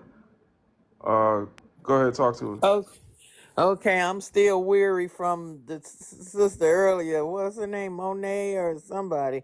You know what? I don't see how you couldn't have broken it down even better. Like you said, the black thing, we know who black. You know the culture, the whole. We know, like those instances you gave before about, making that yam sweet potato casserole with them kind of burnt marshmallows on the top. We know what time it is. All we got to do is talk for a minute, and you get the culture, and you get it. Mm-hmm. Okay, and all these people wanting to run around the barn, it ain't nobody on this panel that's black that's the same color. So what does that tell you? Mm-hmm. Ethiopian, it looks different than a Congolese person, but they both African, correct? So the closer to the equator, the darker, the curlier your hair is gonna become. So the fact that, like you saying, being a purist, nobody can be. Nothing is absolute. That's my favorite saying. There isn't a pure anything. Howsoever we know our culture, we know how we grew up, we knew how we do things, and it's just how we do things, and we know it. Like it's a black thing that nobody else can understand. So I'm tired of a lot of these people too that can't see the broader picture to understand where we at and where we coming together as Pan-Africans, period. And it don't Mm-hmm. matter. You can't go by a scale of coloring and how much melanin you got in your skin. Because like you said, we from chalk to ebony.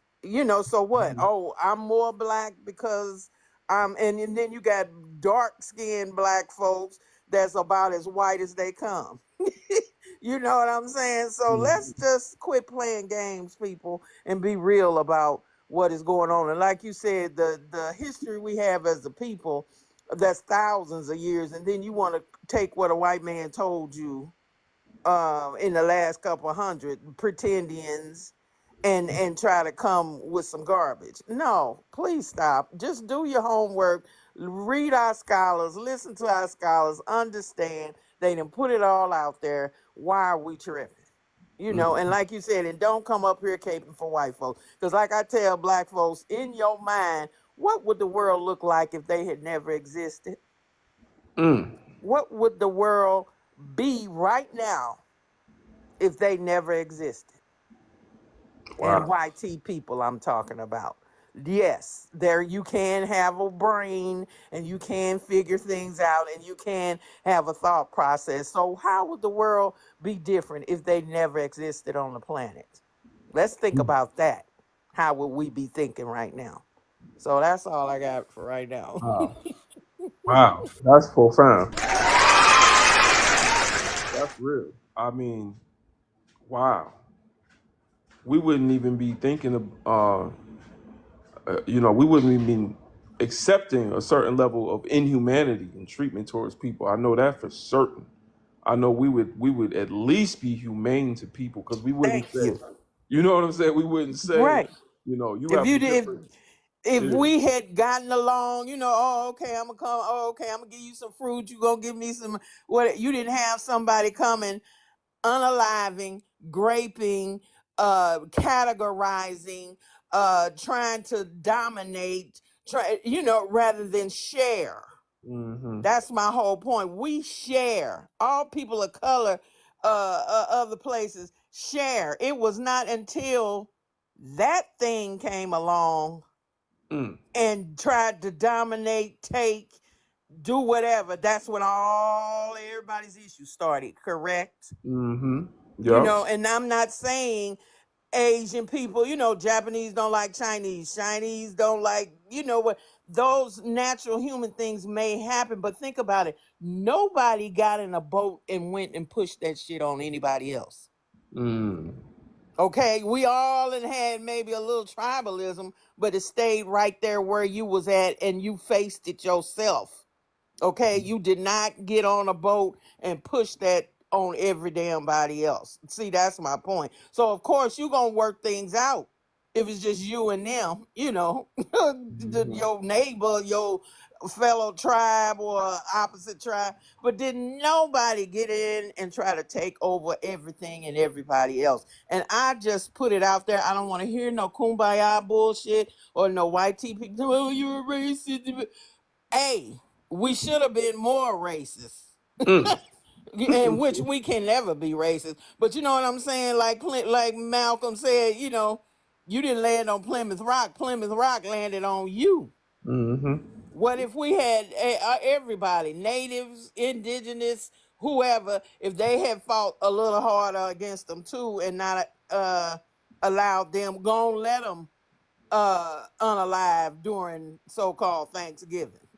Let their ass go. If they, time they got on foot, what did they do? So we got to start seeing who these people are and what they've done and call them on the shit. Now, am I saying get rid of them? No, because we're too humane for that. However, I am saying, though, hold them accountable. Accountability is a part of love. Since we want to always keep talking about love is love, well, accountability is part of that.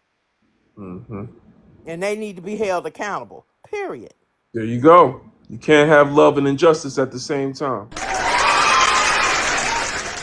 That's facts, sister. That's facts. That's what Dr. Neely Fuller Jr. talks about. Can't have love and injustice at the same time. As long as we as black people live in this system unjust towards us, how are we going to have love from the same group that pervades that injustice? It don't make no sense. I'm going to go to the next guest, Darwin B. Give us your age, race, and pronouns, please. I'm 21. I'm black and Filipino, and it's him. All right, talk to us. I'm just trying to figure out, bro, what you talking about where you saying mixed people not black. Like me, I'm black and Filipino. Someone asked me like what I am, I'm gonna say I'm black and Filipino. I mean, so I'm just trying to figure out how you saying a mixed person can't say they black or you gotta choose one. Cause bro, I grew up in both. I mean, for the most part, I grew up in a black culture. I grew up in an all black community. My dad black. All my Filipino family in the Philippines, so I don't really know them like that. But at the same time, I'm not gonna just disregard that and say I'm not Filipino or I'm not black. I'm gonna say I'm both. And you feel me? Like that's all I'm trying to figure out. So I don't know why you're trying to figure it out on my live because obviously you haven't been listening. You ain't been listening. Nah, bro, I've been Yeah, listening. nah. You Just said say, bro. Hold on, man. Just say you haven't been listening, bro. Because I've nah, been said the direct opposite of that, and I don't know why you even saying this. bro. What you been talking about earlier? You was talking Look about in you the can't be comments black and right mixed at the now same and look time. at how many people said he wasn't listening. He didn't say that. They Who said they that? all naturally No gonna be one on is your side, like bro. They on everyone your that was line. listening disagrees with you and what you They just gon' they said. gonna I naturally did not agree say with you that. because they on your live. But all I'm saying is earlier you was talking about. I'm not gonna sit here and talk to someone that ain't even listening. He not even gonna listen when I'm talking to him. Let's go to the next guest because y'all take up space for people that actually have something to add to the conversation. You was not listening. Joe Patrick, give us your age, race, and pronouns, please. Yeah. I'm not biracial. Someone put bro, the host is biracial. I'm not biracial. I'm black as it gets, and I have a black wife. Go ahead, Joe. I have 4 black grandparents. Yeah, hello, host. Yeah, go ahead, talk to us.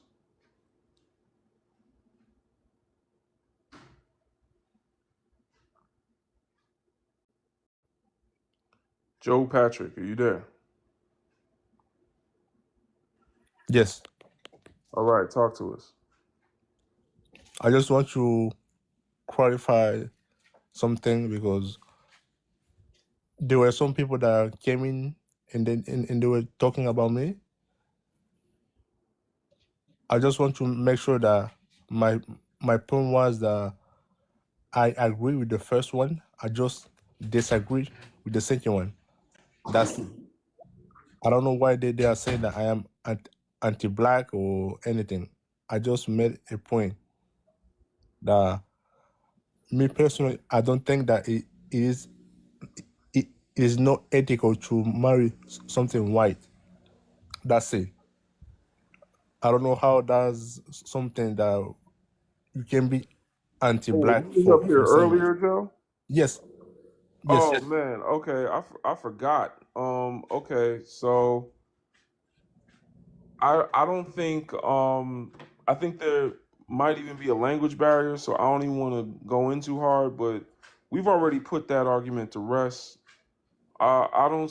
If you don't see why we're saying it's unethical, then maybe just sit in the comments and listen, and maybe you'll learn something, or maybe check out a book or two.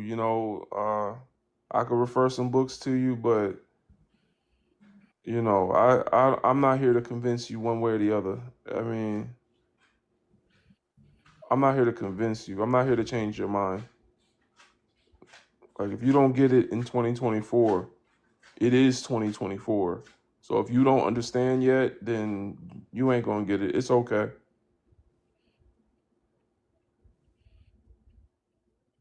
If it was the default for us to get it, we wouldn't need words like pro-black. We'd just be black and happy. We wouldn't need black consciousness. It would just be called being conscious. Like it would just be knowing. That's it. Like so, I understand a lot of us don't get it. Zatia, give us your age, your race, and your pronouns, please. African American, 34, she, her. All right. Talk to us. I do not believe that interracial marriages are ethical purely because I have seen the children who are affected by it. Their mental state never seems to be honestly stable. They never seem to be in a stable mental state. They always seem to be going through some kind of internal uh, battle within themselves. They're never accepted by neither black people nor white people, and they find themselves trying to fit into a society that is not accepting or truly loving on either side. To me, it is extremely unethical. You are putting other hardships on top of your child that you just don't need to. They're going to have a hard time being black. They're going to have a hard time being human. But when you add these extra effects onto them, you are starting them off in a very poor mental state. Can you be pro-black and marry a non-black person? Historically, we have seen people who are supposedly for our people, for the race, to uplift and to, elevate us, who have historically married outside of the race, who have bred, biracial children. Have they done some good things for the race? Yes. But the thing is, it's almost as if they use their white counterpart as like a foot into the door or a cushion, you know. It's like, yeah, I'm trying to help black people, but at the end of the day, my kids are biracial. And the fact that I was trying to point out earlier with some of the things that you were saying about the phenotypes and the skin color is that everyone is African. Africa is the creator of life. Listen, let me explain it. Africa is the creator of life. Every human being on the planet started in Africa and migrated outward. So if you're going by what you're saying, right, then we should just accept everybody as an African people because we all originated in Africa. Which, no, I'm agreeing. That is bullshit. So if we're not going off of phenotype, if we're not going off of culture, I'm gonna get dizzy. everybody's black. I'm gonna get dizzy, y'all. What I'm The book saying is is spinning we need to around. go back to gatekeeping some things within our own community. It is time to go back to gatekeeping things in our own community. And I don't see a problem with that. At this point, you're saying that, well, culturally, if they add sugar to yams and blah blah blah. I know white people that do that same shit. That does not make them black, and they're not like, yeah, Southern whites. I know Southern whites. They talk with that same, twang in their voice. They make the same food, and they are not black. Oh my God, please. Please don't. Hey, I'm being real. Yo, she sound great. Yo. I'm from the South, honey, and pumpkin pie, sweet potato pie, anything they got, they stole. But anyway, go ahead, But legend. that's what I'm see. You just made my No, point for me. No, no, smart sister, No, you just made nah, my point for me, right? no, I nah, did Anything not. that they got, they stole. You know, nah. You too loud and wrong at the same time. It's too much going on right now. It's too much. She too loud and wrong. Like, if you're gonna be that wrong, then just maybe humble yourself a little bit. You know what I'm A saying? little bit. A little bit. Don't be loud and wrong talking over people and all this other stuff. All right, smart sister.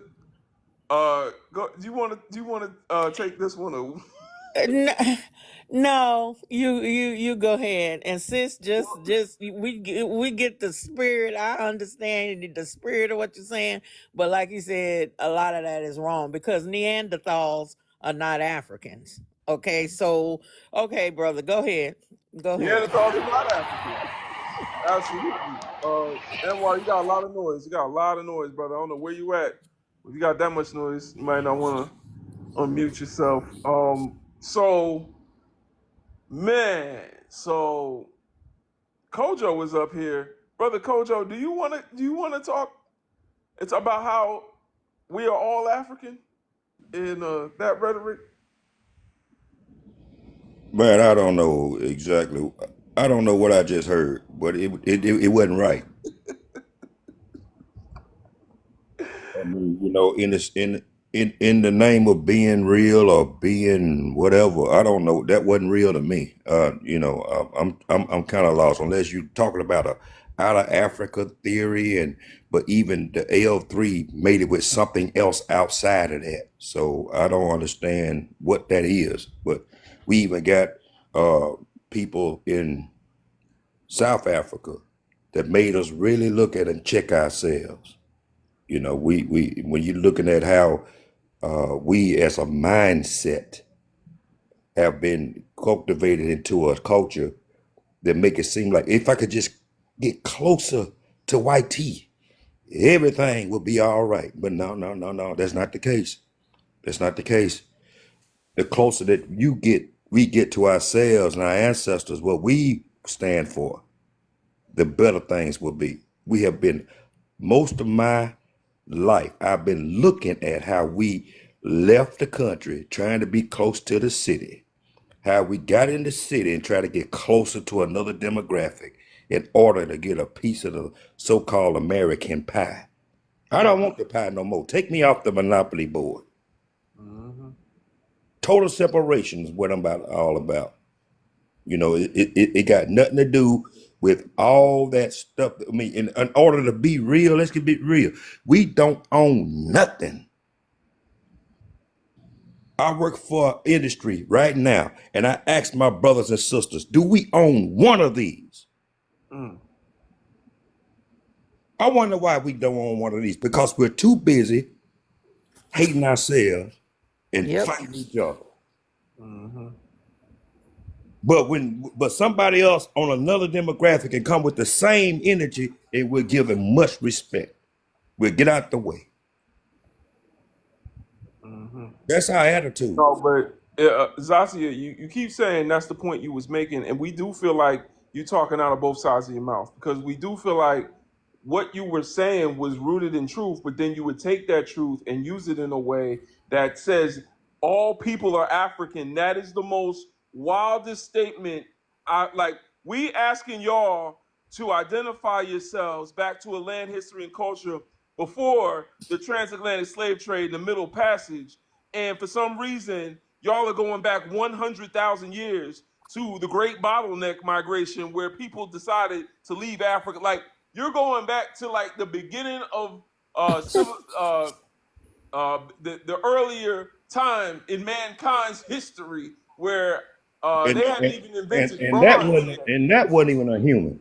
You know what I'm saying? Like it's like we go. Well, why we got to go back that far? Like I Mm-hmm. think that's ridiculous. But anyone that has chose to migrate out of the continent of Africa and no longer identify themselves as African people, so much so that they begin to procreate with their own people and their own family members to the point where they all look the same is Mm-hmm. no longer African. They've already removed themselves from the Thank you. continent physically, mentally, and geographically. So that is a different people.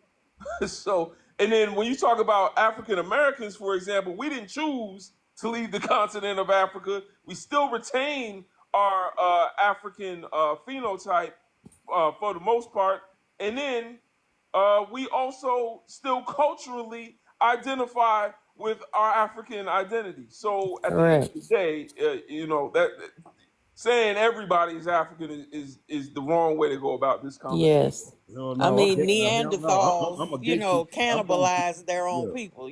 I'm. You look at they were used to eating each other, and that's why today they still like rare steak with blood all in the plate.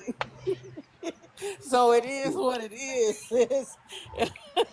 It's what we're trying to say is for us to globally see our pan-africanism and how we're united as a people, because you can find a little something of all our African stuff anywhere you go in the diaspora.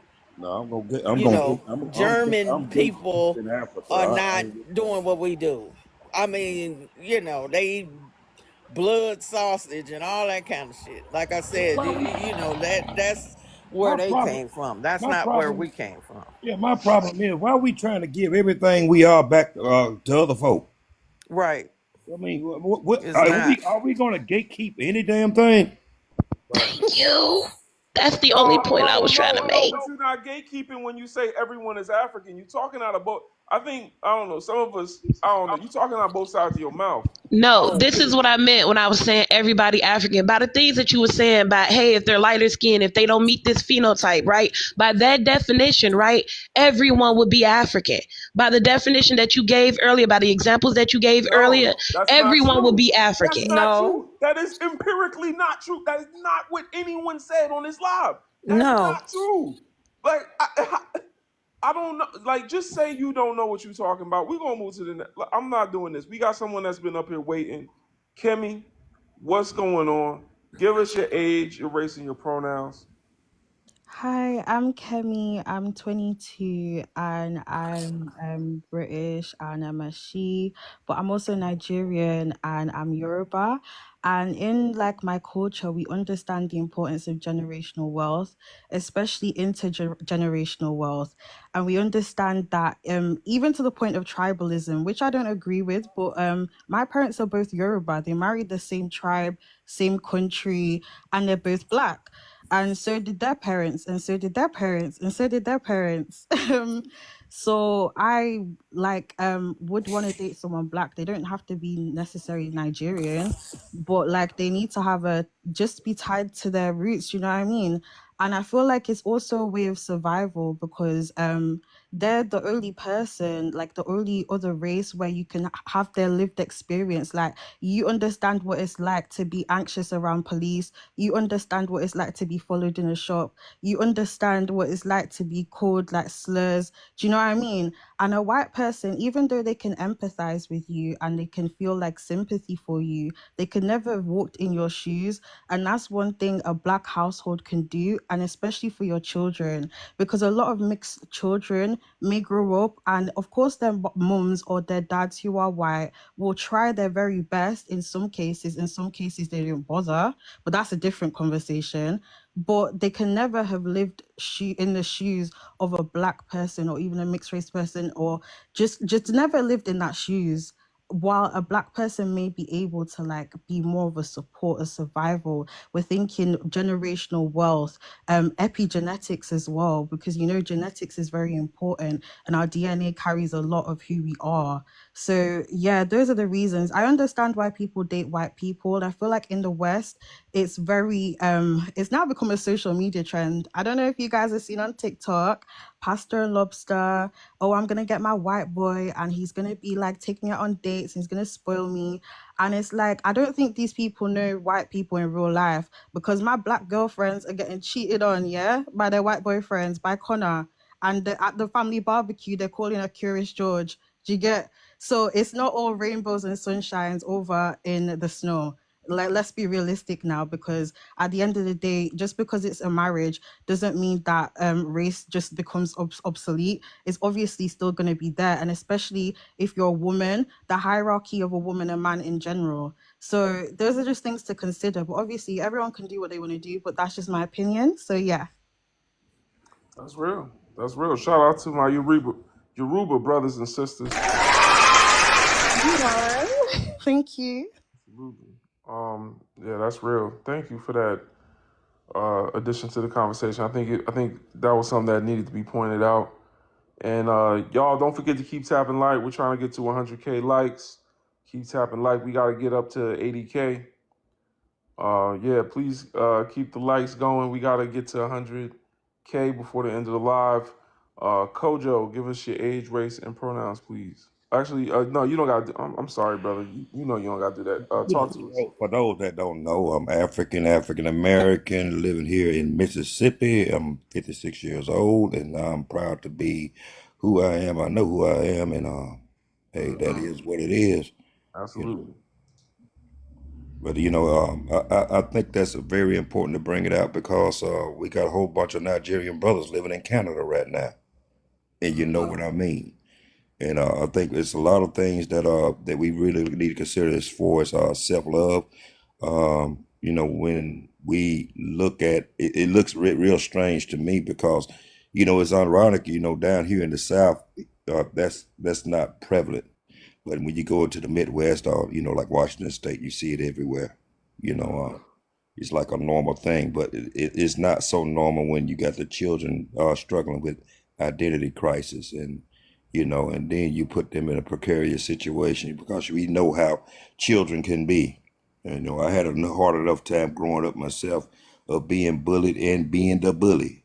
I participated on both sides, but it's it's really about for me how much you love yourself and appreciate your ancestors for what they've been through and what they had. Now, we have a lot to celebrate also. I know the atrocities of all the things that we've been through set up by the system, but we have overcome a lot of things also. We are, we are survivors and we will survive this. I mean, I'm very excited about the youth that's coming up behind us. They're going to knock down the door. I'm pretty sure of it. And I'm very excited and optimistic about how the ancestors have rose up in them in spirit and how they're fighting the fight. I'm like Bob Marley, the real true prophet. Get up and stand up for your right. Hey, that's just the way it is. We got nothing else to lose. We've been in a war. It's all about how we're going to participate. Mm-hmm. Absolutely, brother. I seen how the Mau Mau ancestors done influenced the brothers and sisters in Kenya, got them tearing down Ruto's bill, that tax bill that they were doing. It's very disappointing to see how the police are mistreating our Kenyan brothers and sisters. And I do believe Ruto must go. So does Tunubu, Kemi. We gotta get Tunubu out of there too. Tunubu doesn't have what's in the best interest of our people in Nigeria. So I don't know if y'all has there been any sort of resistance or protests or anything like that in Nigeria? There always is, but it's like it's always getting shut down. Because I don't know if you remember NSARS as well. Mm-hmm. Um, Even then, we still not had justice for that, and it's like people are scared to protest, in large groups because it's literally life or unaliving. Yeah, I So think. yeah, Oh, it's go mostly ahead. on social media. Mm-hmm. Wow. Yeah, I seen uh in Kenya there was a brother whose brain was on the street I don't know if any of y'all saw that gruesome photo that was taken of the brother. They put a Kenyan flag over his neck where his brain used to be. But it's just wild to me that we'll see black people putting brains of other black people on the street, but I bet you won't see a white T man's brain on the street, and they the ones that caused the problem in the first place. Literally, this man's Oh my God. it's a wild photo. I didn't share it much, but I shared it on Twitter. Because it's a type of trauma that wakes people up. That man gave his life for the cause. But it's like Emmett Till. You know what I'm saying? It's rough to look at that. Like literally, a big chunk of his mind was on the street. Mm-hmm. I never seen it look like that. That was wild. And that's something that you're not going to see them do to the oppressor, but we'll do that to ourselves Exactly. in favor of them, which don't make no sense. Kenya is a big plantation, so is Nigeria. Nigeria is Mm-hmm. a plantation. They just getting oil from y'all. And in Kenya, they're literally their number one export is agriculture. So what do you call it when black people do all the farming and white people make all the money? That's not a plantation. That's not slavery. Last I checked, when black people do all the growing and white people make all the money, that's slavery. Thank you. And when I saw their president sitting at the desk in the White House, oh my God, that drove me crazy almost as much as seeing Billy Porter kiss On his Biden's head. hand. You talking about just burst a blood vessel?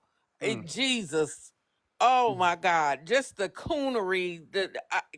It's just unbelievable. I need a drink again. Yeah, I hear you. Yeah, I just took my wine out when I heard it. Ruto even sending police to Haiti. Uh, 400 of them. what in the world going on? You can't run your own stuff, man. Matter of fact, if somebody else running you, and that's the problem. In order to get crumbs from the master's table, you willing to throw your own people upon a tractor trailer truck. Mm. Yep. And Haiti, and if it wasn't for Haiti, we wouldn't be who we are Right. here in America. Yeah. They've Yeah. been fighting that fight a long time. They got a rich and complicated history, but man, we really need to get together, man. Can I Thank say you. this? The problem is not fighting. The problem is the Well, aftermath. We have to. hold on, We Brandon. don't. Brandon, Oh, sorry. hold on. Give us your age, your race, and your pronouns, please. Age 49, race black, pronouns he him. All right, talk to us now. Okay. The problem is not really the fighting. The problem is the organizational process, the very beginning. Black folks have not yet figured out how to what I'm trying to say, how to uniformly proceed as a unit. Like everything we do is very disorganized. And I'll use this as an example. When I was in prison, right? And this was in the 90s, and there were the Spanish groups, and then there were the Native American groups, and then there were the white groups, okay, and then of course the black groups, and the black group. Now, okay, now back up. Now each group had like a oneness to it. The Hispanics, of course, you have their North and South issues, so there's two of those groups.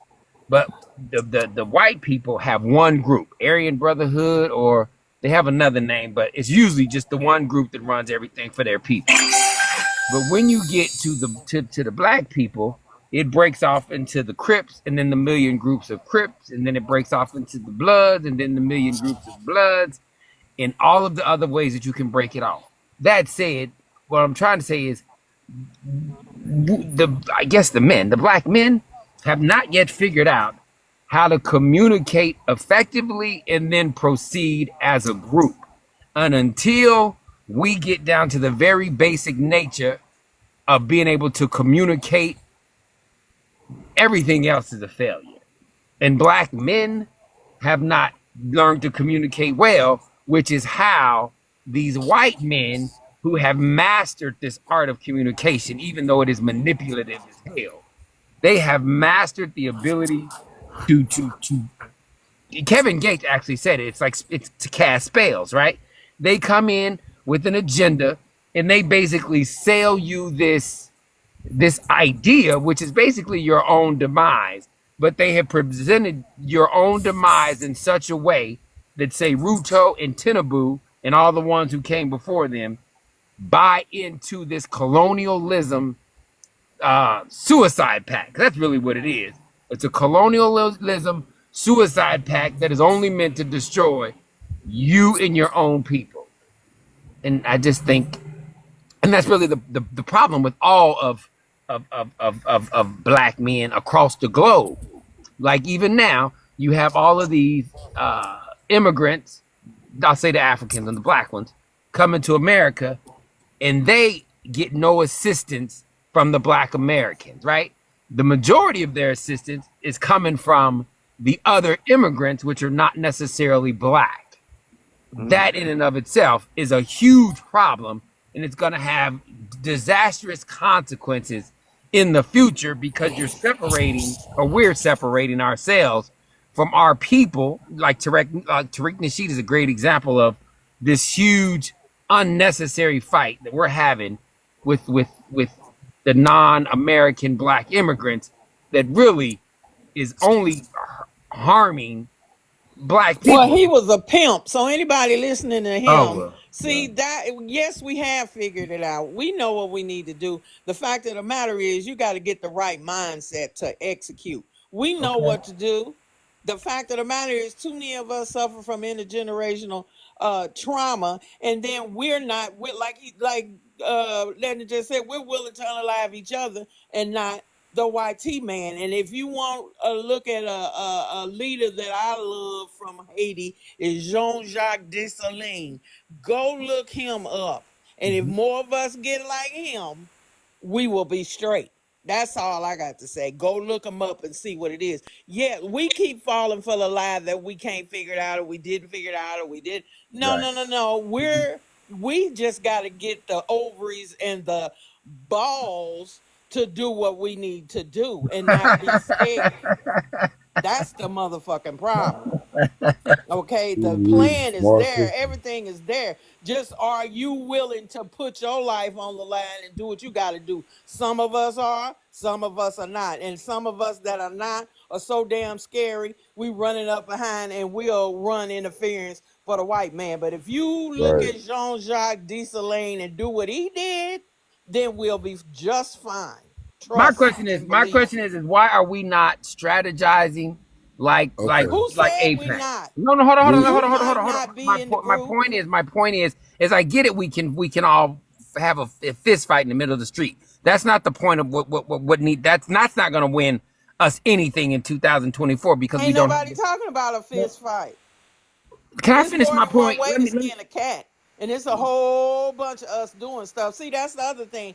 If you're not a part of it and you're not doing it, no offense, but you can't speak to say what's being done and what's not being done. YT people wouldn't have to work so hard to keep Why, us down if we really wasn't about shit and we really weren't doing anything. Why do they have to work so why do hard you then? think they're not? They're not. Why do you think they're keeping us down? I don't even think that. I think we're doing a great job of it ourselves. White people Okay, aren't doing bro. nothing. All right, let me interject 1 second. Like you just ignored everything she said about intergenerational trauma. The thing is, we are healing. We have been traumatized. So the thing is, we're trying to heal from that. But there are those of us within that community that understand that healing must come from within. And the thing is, like she said, why you think they still try so hard? You think that we just been programmed and now we just self-destructive? That there's no. It sounds as if you think that there's no positivity within the black community. There isn't. There isn't. There's 44 by 40. I don't know 40 something million of us in here. The Mm-hmm. thing is, no, everybody. It's not about uniformity, bro. It's about unity. And the thing is, unity has been divided, and we know it. So it's like you almost victim blaming. But But those no, there are no, no. things But who's dividing us though? Isn't it the black? Isn't it the straight black men dividing us though? No. No, no. no. Let me finish. Let me finish my point because Okay. me and smart sister had a conversation about this yesterday. The indoctrination. You know, Yes. the indoctrination is a thing. People are traumatized. Some folks are still asleep. They will beat to sleep. So understand that you can't beat people awake. We can't use the colonizer tactics on ourselves. So therefore, there's a code that we need to be following. But those of us who are doing something, that's why it's difficult. That's why they're afraid of black unity. But some people are unified. So don't it's almost like you put a narrative like, why can't black people? There are some black people who know what they're doing. I have a They're question. actually Oh, doing oh, things. oh, oh! I Who got a are the black question. people? Who are No, the I black caught people on. and what they're doing? Hold on. I caught Okay. on to something. I hope I didn't catch that. Now you had mentioned before that you've been to prison. Then you said something about straight black men. Yes. What you be about, Yes. man? What you about? No. What I'm saying is the others. These other men No, no, have no, no, no, said. no, no. You said specifically straight black men. Right, the straight black men, the leaders of the community. What else would you be thinking? I'm not Hold saying the on. No, no, trannies. I'm no. not talking about the No, no, trannies no, of the no, no, Oh community. no, no, no, God. no, no. You So know I see where exactly he what coming I'm from. saying. You ain't pro-black. You ain't for unity. Because if you sit there and discriminate those black people, they're black people. No, you Then think I that's our didn't? issue. No, I done We caught on push to what we everybody else push didn't catch on to that's what he said. I felt the anti-blackness. Yeah, but The no, thing is, I felt all some. black people need to be I felt included. something else. Pause. Go ahead, brother.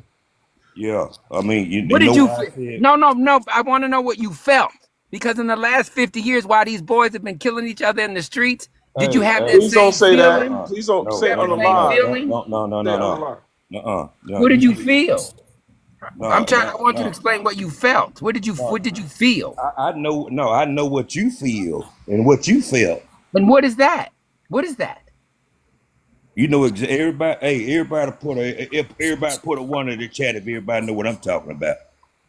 You act like you I'm didn't asking, catch. but let You me act ask like you a I didn't question, catch brother. on I'm to that. You won't. asking, and you're No, going. you I'm won't. No, asking you no. a I direct already know question. what you. We're not No, going. Let's not insinuate anything about him, right? But I'm, I'm, ask a question. no. I'm He asking a already question. What told did us you The about question it. feel? is, who do He you already think are told the us. leaders of the black He just community? want me to say something. No, you don't got to say nothing. I can't even read your name. Brayton X Braden. Braden. Who do Yes. you think are the leaders of the black community? I'm asking. That would be my question for y'all. Since y'all said Okay, there are people doing the things, who leaders are of the they? black community, the leaders of the black community are those with the ability, the willingness, and the willingness and the capability to do it, no matter the race. I mean, not race. No matter the gender, sexual orientation, or religion. Those are the leaders. Who's willing to do it within the black community? And we don't separate within the black community. So we have leaders. They don't have to be in Who particular are they? Do you have a business. name? Do you have a name of any? Why do we have to have a name? See, Well, because let me tell you why. Let me tell you you're why. basically You don't have describing to have. God. Listen. You're You don't basically have to have. describing Listen. God. It doesn't have a No, we're form. talking about Ubuntu. We're led by me. For me. I ain't gonna talk about nobody else. Me. I'm led by this. I'm led by the principles of Ubuntu. So What the is thing that? is, What is that? oh god damn. I am because we are, which means even though I don't agree with you, you're a black man, you my brother. So Hmm. therefore, on that code, I can do you no harm. But the thing is, I can disagree with you. I can accept no evil from you. And evil is separation of black people, no matter what's going on. There's issues within the black community that we don't talk about in public anyway. But we're healing from that. We've endured white supremacy. We even succeed within this realm of white supremacy. We live in this social construct. We succeed in it. So, but the thing is, you talking about who's the leader? Does it have to be on TV? Well, no, you Does said that, there are leaders, and I'm just want to know who you're referencing as a leader. I'm not referencing a leader. I'm a Was leader within my. Farrakhan one? I'm just Listen. trying. What I'm trying to do is I'm just trying to He get. was an inspiration. I don't follow no man. Okay. The thing is, So we lead with the spirit of Ubuntu. You do what you can for the black people within your capacity, and that makes you a leader. You see what I'm saying? I'm doing what I can do within my sphere. I'm a leader. The thing is, when they can pinpoint a leader, then they can assassinate a leader, and then we feel like there's no leader. Then we get off point. The thing is unity. Once we are unified on code for the betterment of black people, and that we don't specify a leader. You know what I'm saying? You don't specify a leader because that's a target. So that when we understand now, we don't have to do that. Just do the work. Do Right. the work. All of us are leaders, Brother Drop is saying. And brother, do birds, when it's time to fly south, do they wait on one bird to come tell them? No. They get in formation in a V, they fly south. They already know when the front bird get tired, they go to the back, they move up. The front bird again goes to the back, move up. Nature, we are people that have followed nature. We look at nature. And that tells you that right there. Get out of the European mindset of a Messiah complex that you got to wait on this one person. Oh, we're all leaders, Well, and y'all we have been. all Let me just say this. may come to TikTok right now on different phones, different way, but the long as we get here and we're together, that's all that matters. It doesn't matter how, like that. We all should be a leader. If you're sitting up waiting on one or pointing at who is what and having something to say, then like I said, you're not in the business of freeing our people. That's all I'm saying. Your next question Okay. is going to be what are we doing in particular? Is that your next question? No, What am I no, doing? because what you guys are saying is a lot of nothing. It means nothing. Oh, What you What? guys just said. Okay. it How does that means mean nothing to it anything? means nothing to you because you can't understand. You Well, didn't What understand does what are you anything mean she lead? just What are something? said. you? No, this is. I'm asking a question to get clarification. I understand that. We Listen, all are capable of let me being just let me. leaders. I have a question, and you can answer the question. I just want to ask this question in the clear fact. That's why I asked this question. So I understand that you're saying we all lead as individuals. I understand that you said that we all can move in a certain way, right? But what is the certain way that the individuals are moving that we all have agreed upon to move in that direction? Or are you depending on some type of individual inspiration to hit people over a period of time This and they boy will trying to sentence eventually see the himself. proper directions? I'm already Oh tired of you. Lord. Well then All right, that's what I'm I'm she saying, already just brother. tired of If you told you. ain't a you part, we're if you not can't waiting on the even get in Messiah. the club, Dumbass question. She just it's told you what's we're not waiting wrong on the I'm with Messiah. already you. tired of you. I Then you know, I didn't say don't anything about a that's listen, Messiah. you. I didn't say anything. listen, That's hold you. I'm talking on. more so agenda than a Messiah. Okay, A we I told you the agenda, Ubuntu. The thing is, you don't even know what that is. It's looking at your brother and saying, I just told you, I disagree with you on some things. How does that But pay the light bill? I understand what you're saying, listen, but how listen, does listen, that listen, pay the listen, listen, light bill? listen. Okay, let me tell you something. Why would we put that All on? right, Why would once you we? go to work Why to would pay your we light put that bill, do on? what Hold on, you hold on. do. Why would we put our plans and our movements and our methods on the public fucking media? The thing is, this sister knows me personally. She knows what I'm doing, but I'm not Right. telling the public. So that's what I'm saying. We don't have to. Why you acting like a white man, interrogating us on our things, trying to find out, well, what are you doing so I can get in the way of that? Right. What you call interrogation is asking a question. How is Well, it asking a the question? thing is, It's an you interrogation because you don't have a hold solid on. answer. That's Oh Because what I the no, we don't have because to interrogation. they share didn't the answer. deserve an Like I answer. said, You're if you not can't getting it. even get in the club, you outside and you Hold can't on, even ain't get in the my club, moderator? you Hold can't on. be Breathing, talking by about any nobody. chance do you date white women? Who are you? Huh? Who are you? No, he don't Absolutely even not. like women. Absolutely not. But that's No, he cool. But don't who are like you women. Y'all for didn't us catch to Or is that. tell? it drop ATLs? The one No, that's I'm gonna go ahead and say it. He don't ridiculous. like women. Period. I'm gonna say it. Oh, y'all It's killing okay. me. Y'all So can have okay. So you hit the nuclear button. I Yep, got it. there it is. The same There it button. is. You don't The like same women. button. The same button. Y'all complain about That's a black girls punk always ass. pressing on you. You couldn't wait to press. So now Who you've does pressed the that? button. Do you feel What better button? now I that you did. pressed the button? I What will press the what button what every what time. Right. what he's But trying to? what? But What what? I'm Does, trying? but what does that? But what does that information? What does that provide All to right, you? all I'm right, No, all sorry, you right. the but do you one not had know a what problem with liveness straight is? men, your punk ass. Right. No, Right. hey, Y'all don't brother. do that. We can't Don't be do that. anti-black. We No, he can't be asked for it. anti-black. He We must can think just. I'm I'm saying scared we. of him. I ain't The thing scared of is, no damn whether he thing. asks for it or Okay. not, we can't be anti-black. Listen. You're attacking you're attacking me You personally. I attacking me. don't know Stop you. it. I don't know you, so I don't care. I But don't I care don't hold know who on. who you Okay, are. said. So to but attack somebody Brayden, personally I that you don't don't care know who Brayden. said. speaks. No, you're Stop attacking me it. personally. Don't Stop To kill it. attack. yourself. The thing is, listen. I even talked to the brother and said that. So get over that. We Yeah. shouldn't be anti-black. We shouldn't attack you. Get over it. But the point of it is to answer your question. In this day and time, we don't tell our plans on public media. We don't know you personally. I don't know you. Right. But why would I tell Well, I you know what I'm enough. doing specifically, what I got going on? It's the particular people that I trust that know exactly what I'm doing. They agree with what I'm doing. They support what I'm doing. You see what I'm Are saying? you We don't are tell you our an plans anymore. FBA? Are you FBA? Are you No, I'm not FBA? FBA. I'm Pan Who African. What are you talking follows about? a pimp? That's my point, brother. Brother, you can follow who you I'll want tell to, you I'm but Pan bringing African. up Tariq Nasheed as the quintessential black leader, no. Everybody's got, like I said, if you in the club, if you doing what you have the power to do, then you don't have to come up here and point fingers and tell us who and what's the plan and what's your plan. What are you doing? Worry And we about don't that. want to know. Don't worry And about guess what? everybody else. We don't even want to know. Just put in Okay, some effort. so this is what you're saying. This is what you basically just said.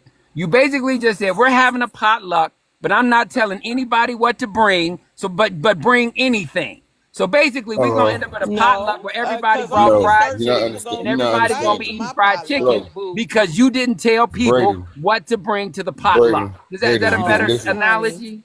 You're not listening, Braden.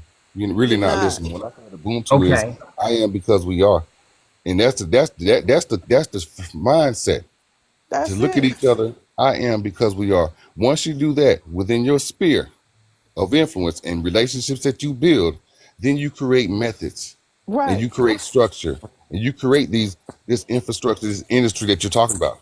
We're And like doing that. attracts like. But, but the thing is, we know that there are anti-black people. We know that there are saboteurs within the black community as well. Everybody's anti-black, and we know the anti-blackness exists within our own community. So we must vet everybody. So for you to come here as somebody I don't know particularly and ask me what I'm doing, I'm wondering like why build you a community or get with a community or Right. build some relationships with people before you start asking. Those are personal questions. What are we going to do about black liberation? The first thing is to understand that you are my brother. That's why I won't disrespect you. That's my code. I'll vehemently disagree with you. I won't disrespect you. I won't separate you from blackness. The thing is, if you're not good for the black community, I'm just not gonna fuck with you. But I Right. can never do you no harm. I can never do you no harm, whether it be spiritually, mentally, emotionally, financially. I cannot harm you. But the thing is, I still can vet you. Right. Love comes with accountability and boundaries. My boundaries is I won't tell you my business because I don't know you. Is he gone? Mm-hmm. Is he gone? Yes, sir. Good. Let's move on. Let's not talk about his ass no more. I wasn't good. I wasn't even looking at the damn It screen no was more. I'm so just talking in the mic. I ain't even see him leave. I apologize, y'all. I just wanted to But you know. just don't go off on the po child. Like I said, that's something else we gotta learn to be. And I'm working on drop. Already knows I'm really working on trying to deal with my patience because we all at where we supposed to be. And whatever level that is, okay, because of the trauma, we gotta be patient in a way because some of No, us we well, just gone. I just ain't gonna get none. After all these years, it's not gonna build in that area. I'm not working on it either. I'm not gonna even pray for We ain't got to pray, man. It just Oh, if I ain't somebody ain't past with the separating the program, wheat from the Mm. chaff, yeah. brother. You already know I roll like that. But I'm just saying, the po child, you could tell it Mm-hmm. had some He's still issues. struggling, So, and he want and to one of the know. tattoos I have is a dinka symbol that means be humble in your strength. You know, when two rams ram their horns together or whatever, the one that's the strongest don't beat down the other one when I know I can beat you and I know you notice Rams will let go and then the other one will go and walk away. Okay, that's who we are as a people. That's what that is. And I forget the name of that symbol, but that's one of the symbols I have. Be humble in your strength. When you know what you know, you know us as black folks. I I don't can't. have to I just beat you can't. I just down, can't stand no distractions. I just ain't got it.